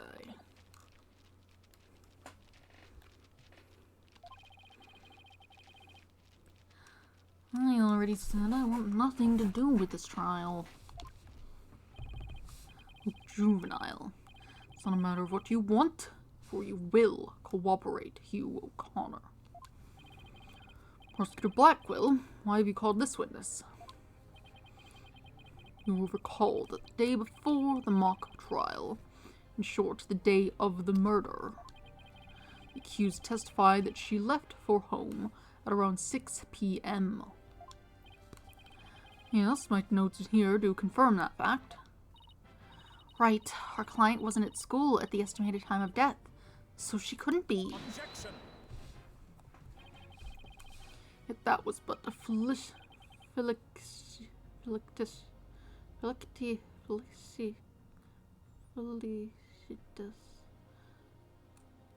If that was but a felicitous lie, or am I mistaken, golden boy? I've no intention of saying anything more. Now if you'll excuse me. Hold! I am not through with you yet. Seems the rogue prosecutor has it out for me. Leave and we just might discuss you know what. Ugh, no, wait. One little statement and Mr. Cool loses it? What's that all about? I changed my mind. I'll stay and testify. Are you sure, Mr. O'Connor? The word of a genius is as good as gold. Let's get on with this. Hugh O'Connor, a senior at Themis Legal Academy lawyer course. How's that? Just fine. Your testimony then, if you please. You're up against the top of the class now. I'd be careful if I were you. I know Junie would never lie like that. That pompous schoolboy won't know what hit him.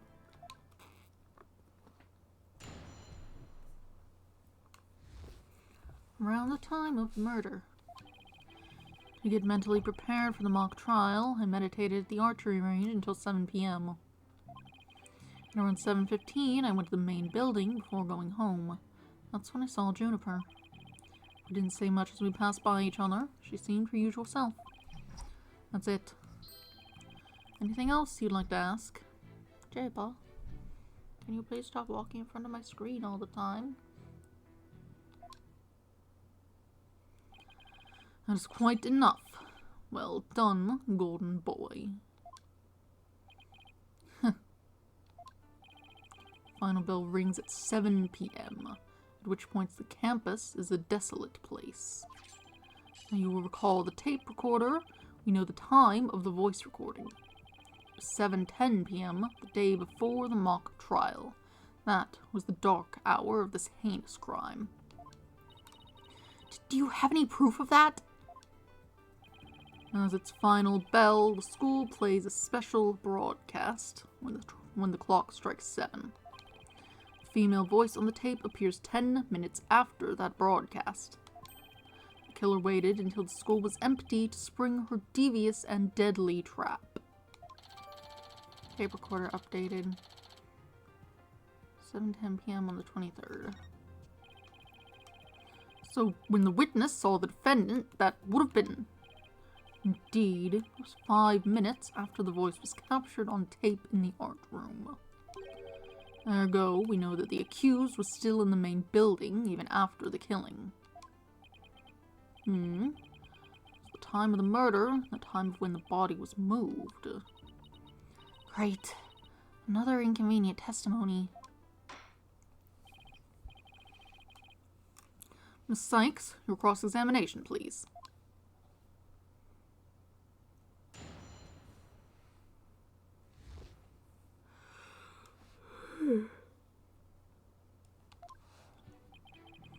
Mentally prepare for the mock trial, meditating at the archery range. Hold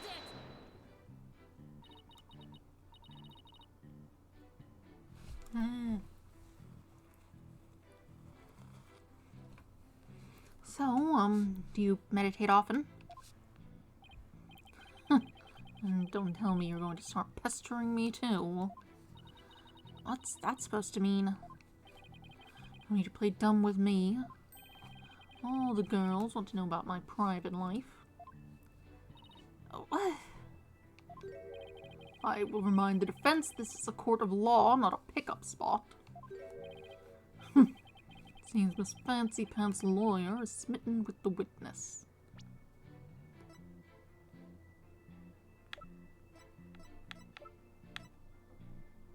I guess they are the same age.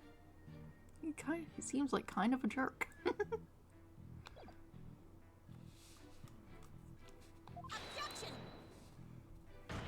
Objection! Objection! Objection! I'm just trying to establish the witnesses.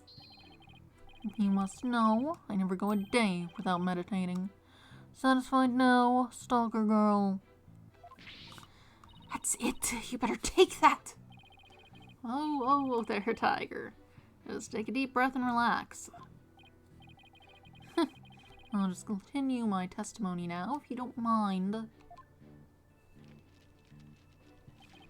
At around 7:15, I went to the main building before going home.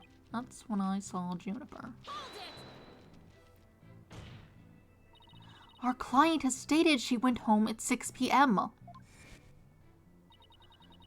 You and Professor Court were busy preparing for the mock trial together yesterday, right?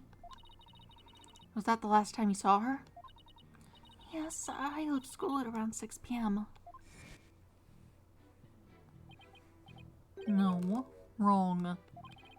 I don't know what she was doing, but Juniper was definitely at school after 7 p.m. But I suppose neither side can prove one way or the other. But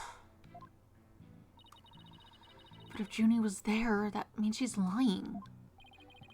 Truth be told, I only saw her for the briefest of moments. We didn't say much as we passed by each other. She seemed her usual self. See, you just walked past a good friend, barely saying a word. The final bell had already rung. I get mad when you stand around chatting. And again, we're not like you people, talking endlessly in those annoyingly loud voices. Annoyingly loud voices? I'd like it if you refrained from insulting my partner like that. Normally, I'd shout objection right about now, but I'll take this one for the team. Anyway, I think that's about all I have to say. That's it. Anything else you'd like to ask? Well, if you're offering. Alright, I'll take you up on your kind offer. I expected as much. So go ahead, ask away. Mr. O'Connor, I want to ask you.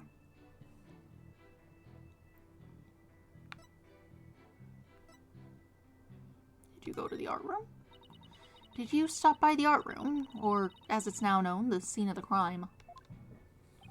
No, I didn't. Can you prove it?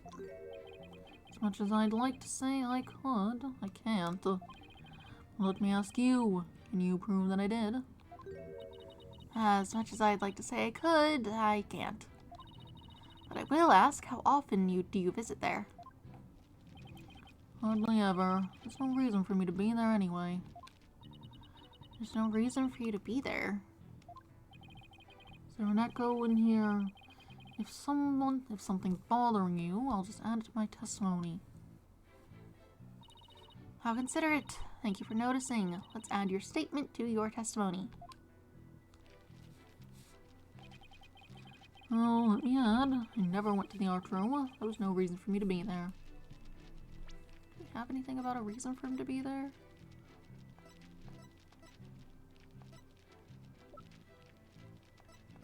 Not really. We don't know much about this guy at all. Actually, what's in here? Need to speak with Connor. Meet with Hugh about that report yesterday.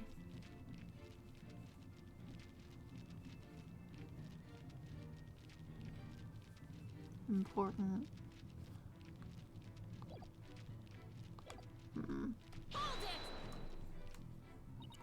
You had no reason to be in the art room. Really? She was the head of it, right? The art whatever. Lawyer course. I'm in supervised by Professor Means. Plus, I'm not a member of Professor Court's art club, so why would I even go there? What about art class? Nice try, but seniors don't take art class. Alright, then let me ask you. Wait, just remembered something important. You did? I scored only 100% on all the art tests I took through junior year. That's it. Right. Always happy to indulge in some ego stroking. Anyway, what to ask next? What to ask next? I don't know, I think this seems like... Actually, never mind. I got all the info I need. Why don't we seem confident? Because she was the head of the thing. I'm pretty sure. What happened to my... Oh, that. Oh, I can't see the people. Anyway, I'm pretty sure she was the head of the art class. Oh wait, it's over here. Objection! No. This piece of evidence clearly reveals the inconsistency in the witness's testimony. I mean, it's far too long to be fooled by such nonsense. I had a point. I really tried. Your Honor, can I at least get credit for trying? Well, I hereby award Miss Sykes the court's Wasted Effort Award. No, where's the love? I had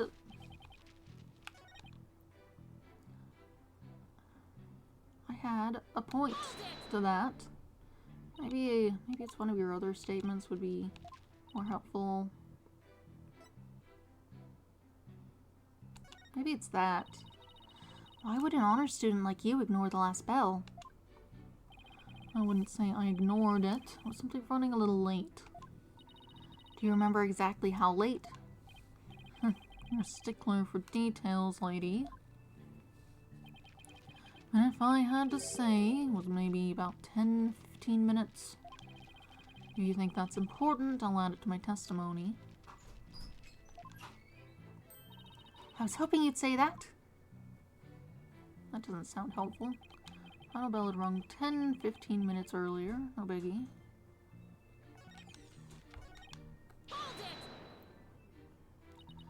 You ignored the last bell for no reason? Shame on you. No, shame on you pressing me for no reason. Ugh. Well, people do run late sometimes. Like you on the day this whole case began. Ugh. Appears we have a culprit in the case of the pot calling the kettle black. I do, Your Honor. Now what? Ask another question? I'm in charge of art, right? Probably. It doesn't say. This is what I need. She needed to talk with him about a report.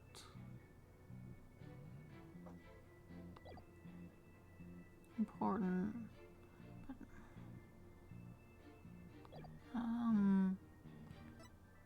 Maybe this?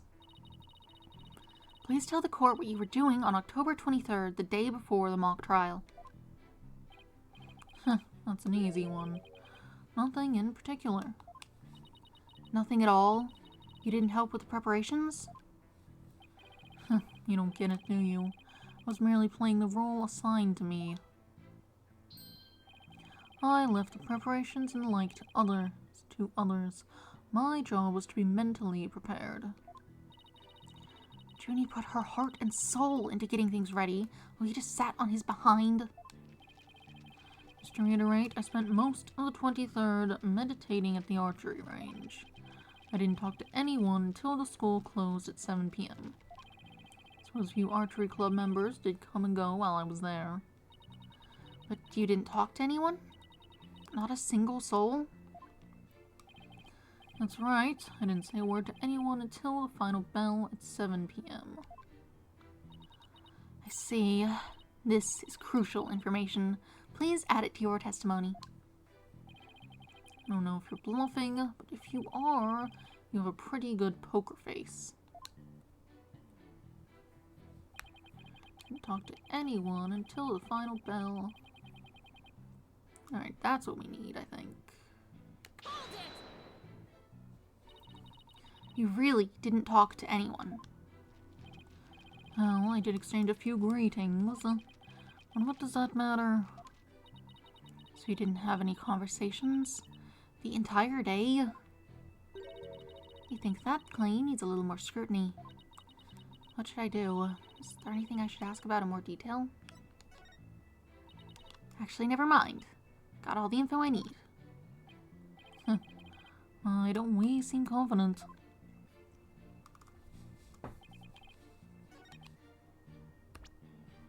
Alright. Objection! So you didn't talk to anybody on October 23rd. Are you sure about that? I already told you, my word is as good as gold. Okay, then how do you explain this? And don't spare any details. Sorry, never seen that before. This is the victim's planner. She recorded all of her plans in great detail. I don't think that's great detail, but sure. Take a look at this page here. It reads, 23rd, meet with Hugh and important. Don't you find that interesting? Where'd you get that? The key word here is important. You say you were at the archery range all day. But you also said a few students came and went while you were there. It doesn't sound like a great place for an important talk. But the entire campus was buzzing with activity before the mock trial. Where could they have possibly had a private conversation? I thought about that too, but the situation changes after the last bell. What's this now? The witness stayed after the last bell in order to have a private talk with the victim. Am I right, Mr. O'Connor? This is insane. Must we go through this yet again? Suppose you also have no evidence, as usual. No, I don't have any direct evidence. However, the witness was meditating until after the last bell, and he attempted to conceal his private meeting with the victim. First Robin, now me. Who are you going to accuse next? You're just another unscrupulous attorney looking to get ahead. Don't let him get to you. He's definitely hiding something. I mean, he was supposed to meet with the victim around her estimated time of death. I had my suspicions about Robin, but Hugh seems just as guilty. These three are the only possible suspects, after all. Mr. O'Connor, answer me this. Did you meet with Professor Court that day?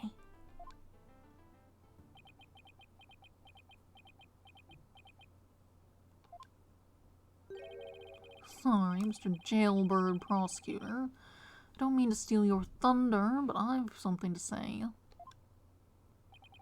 If it will save me some trouble, by all means, speak away. If you would recall, Miss Sykes, the voice on the tape recorder was female. Knowing that, I'd like you to explain how I could possibly be a suspect. It could be the victim's voice. She's called you there and is saying this in regards to whatever it was you needed to meet about. Cheating, maybe. Oh, he has a point. Impressive. Golden boy here does shine gold indeed. Care to take the reins? You're more than capable of prosecuting this case. Sorry, but I'm studying to be a lawyer. What a pity. I think such a genius is to be wasted on mere lawyering.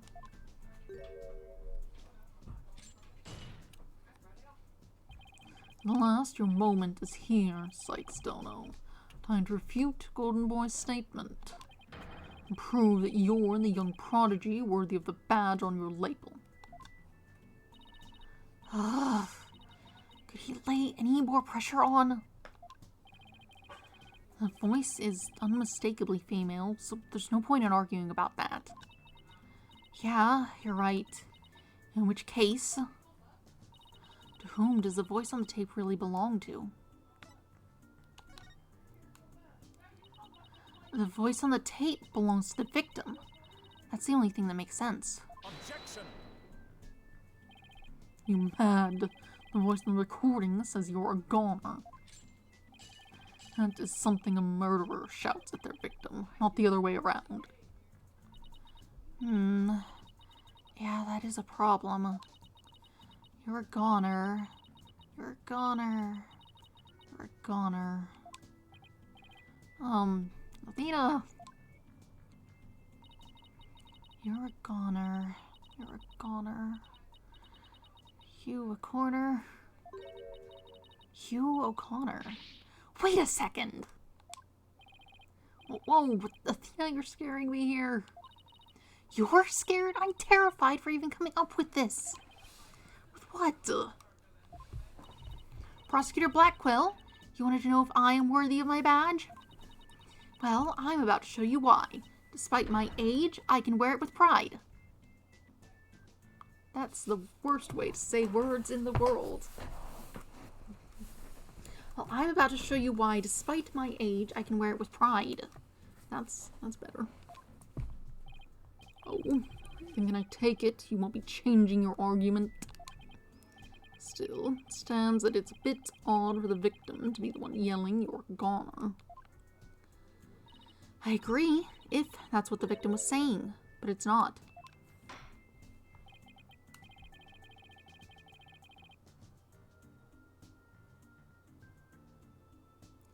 I have a feeling this is predicated on a slightly different pronunciation than I'm using. I assume you have something to back up your assertion, Miss Sykes? Not exactly, but you don't have to add fuel to his fire, Your Honor. If it is indeed Professor Court's voice on the tape, then she was shouting, and she was shouting was because she was...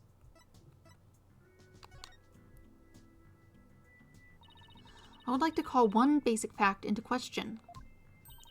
Is that shout on the tape really saying you're a goner? What are you up to now, Athena? Professor Court's planner says she was supposed to meet with the witness for an important talk. Perhaps our witness, despite being a genius, had done something wrong. And this made Professor Court get angry with him during their private meeting. I don't see how this changes what we heard on the tape. Well, if you want to see how it changes things, let's try a little experiment. Your Honor, I want you to yell at the witness as if you were mad at him. But, and this is important, use his full name. Okay, let's see. Hugh O'Connor. What did I do to deserve that? Yes, like that. Now try again, but faster. Hugh O'Connor. Hugh O'Connor. Hugh O'Connor. Hugh O'Connor. Wait a second. No, this can't be. Objection! think I'd spend the energy to lead you this far if it wasn't true? But it is, Your Honor. Humans are not perfect. That's a scientific fact. We sometimes mistake shadows for monsters, or the wind for voices. Now that you mention it. You can do this, Athena. Just give the old guy one more little push. The sound on the tape recorder never was the phrase, "You're a goner." That's only what we thought we heard, when in fact it was the witness getting yelled at. The court will note that this is different from the selective hearing men are so good at. I think you're right, but what was that last part again? Never mind. The important thing is that the voice that was recorded isn't our client's. And since it was the victim scolding the witness, he must now join the list of suspects. Objection! I had thought that testimony would suffice. It seems to just come to this. Will not allow such fallacious quibbles to upend this case. The prosecution has one final piece of evidence to present to the court. Evidence? What's he gonna pull out now? Feast your eyes on this photo. Let me see that insolent look vanish from within them. What we got here?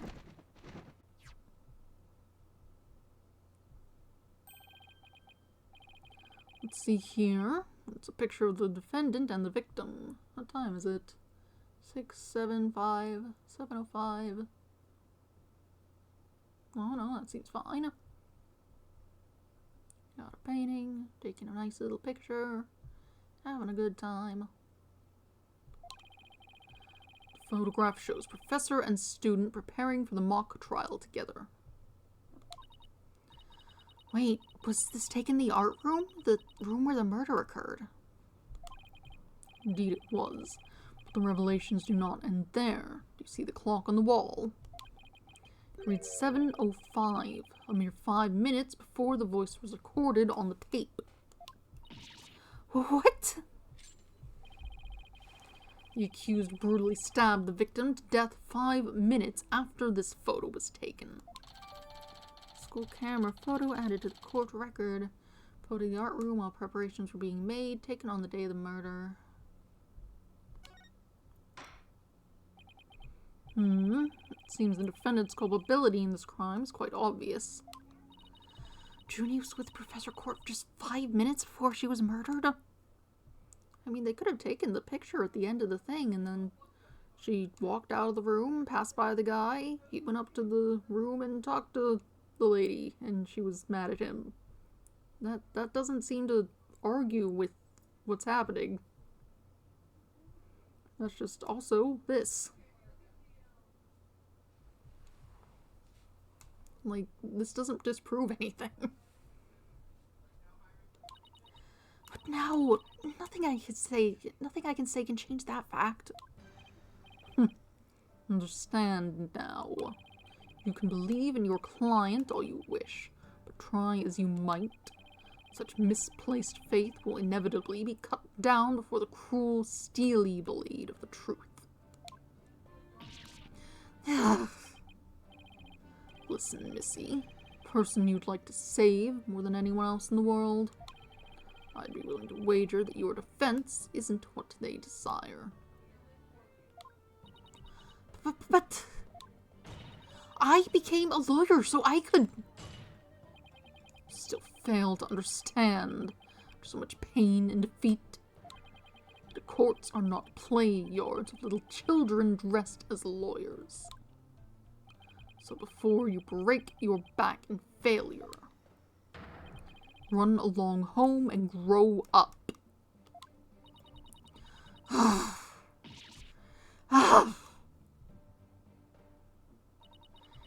If he thinks I'm giving up now, he's got another thing coming. I have to find my inner strength if I ever hope to save him. Who is him? I can't think of any way to strike back. The worst of times are when lawyers have to force their biggest smiles. That's impossible. How could I smile under these circumstances, even if I forced it? This is badder than bad. Who knew Blackquill had one of them? Had that one waiting in the wings? Why didn't that twisted samurai just present it at the beginning? Wait, maybe this was his real plan. Was he just trying to show me how weak and powerless I am?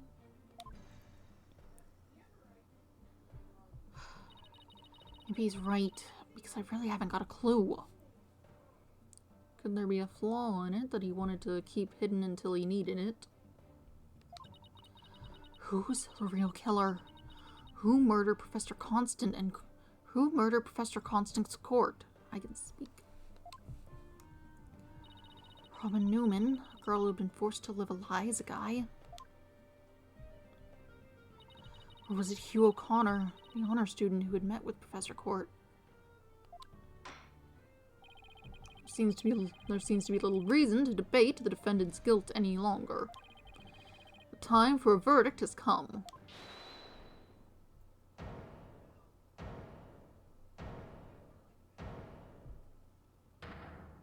Hi. No! That's not gonna happen, man! What's the meaning of this? You can't interrupt a judge about to hand down a... Maybe. False verdicts are an N-O-N-O. What? Snowman, please explain yourself. Juniper's not the killer. I know because I know who the real killer is. You do? You know who the real killer is. What is she up to now?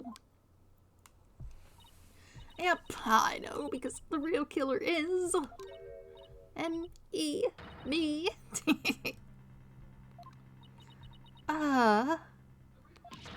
What? It was me. I did it alone. Just me. I don't get it. Why is she confessing?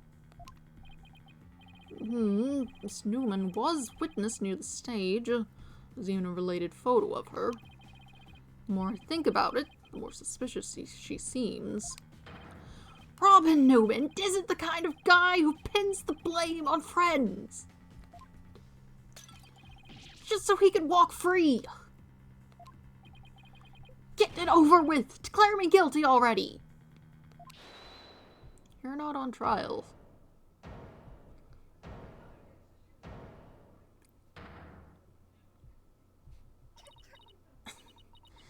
Please, wait.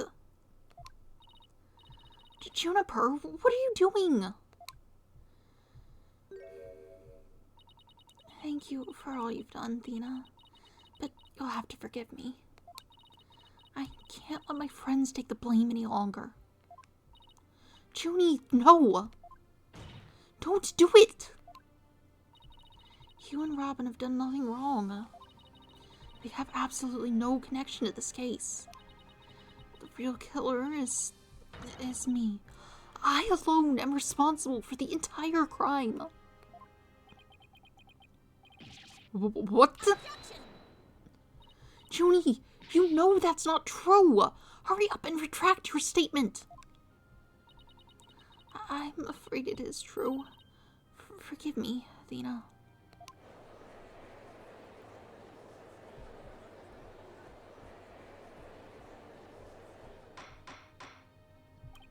Order! Order!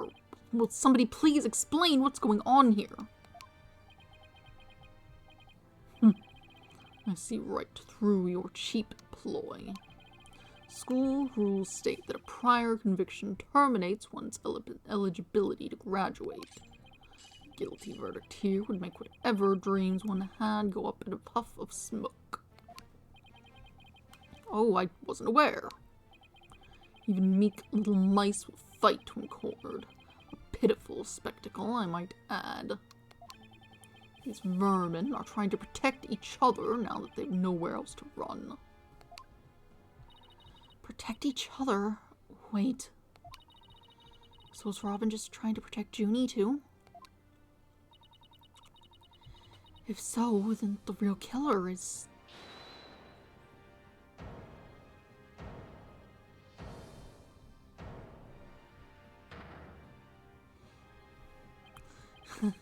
This whole thing's just a joke. Uh-oh, and now it's Hughes' turn. What is wrong with kids these days? No, I know what just crossed your mind, Miss Sykes. Ah, you think I'm the killer, don't you? That's not how you use a bow. Who are you pointing that at, also? Just like the judge's stand? Oh, he really is a genius. He even knows what you're thinking. I think it's about time I told you the truth. And I'm leaving it right to the point.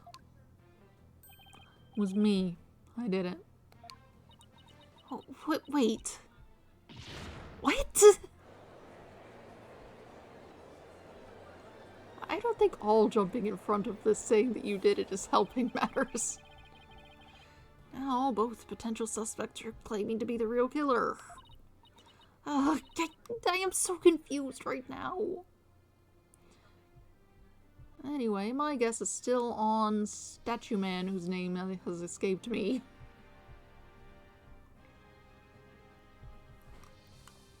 Because he's the only other person here, and also I don't like him.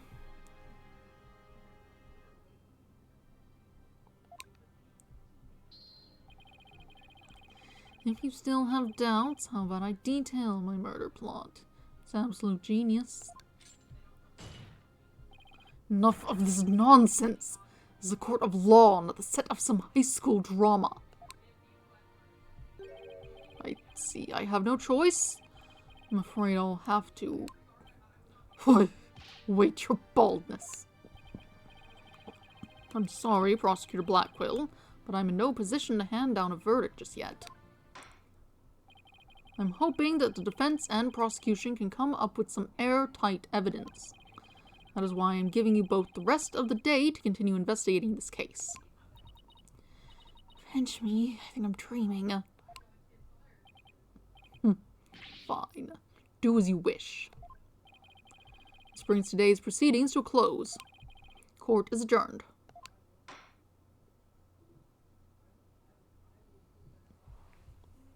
Be continued. Wow. Yeah. I will save my progress. But that will be all for today. It's like noon. The way it counts time on this is weird. It's using 00, which is usually used for midnight. Oh well. Anyway, that will be all for today. I got up late this morning, which is why I was late to do the thing. Hopefully Friday I should be quicker. Also Wednesday, it's not Mario. The plan is that other Detective Conan game that has a translation. I was gonna play that. What was it called? Let me see. Karakuri Jin Sachujin Jiken. Alright, I don't know what that's about. We will see what it's about on Wednesday. So Wednesday I'll play the Detective Conan, and Friday I will return to Ace Attorney. Yes. I believe that's all. Should be 7, hopefully. I was late today, but, you know. Hopefully tomorrow I'll be able to get to bed earlier and not get up late. Yeah, that's about it. Yeah. Have a nice day. Goodbye.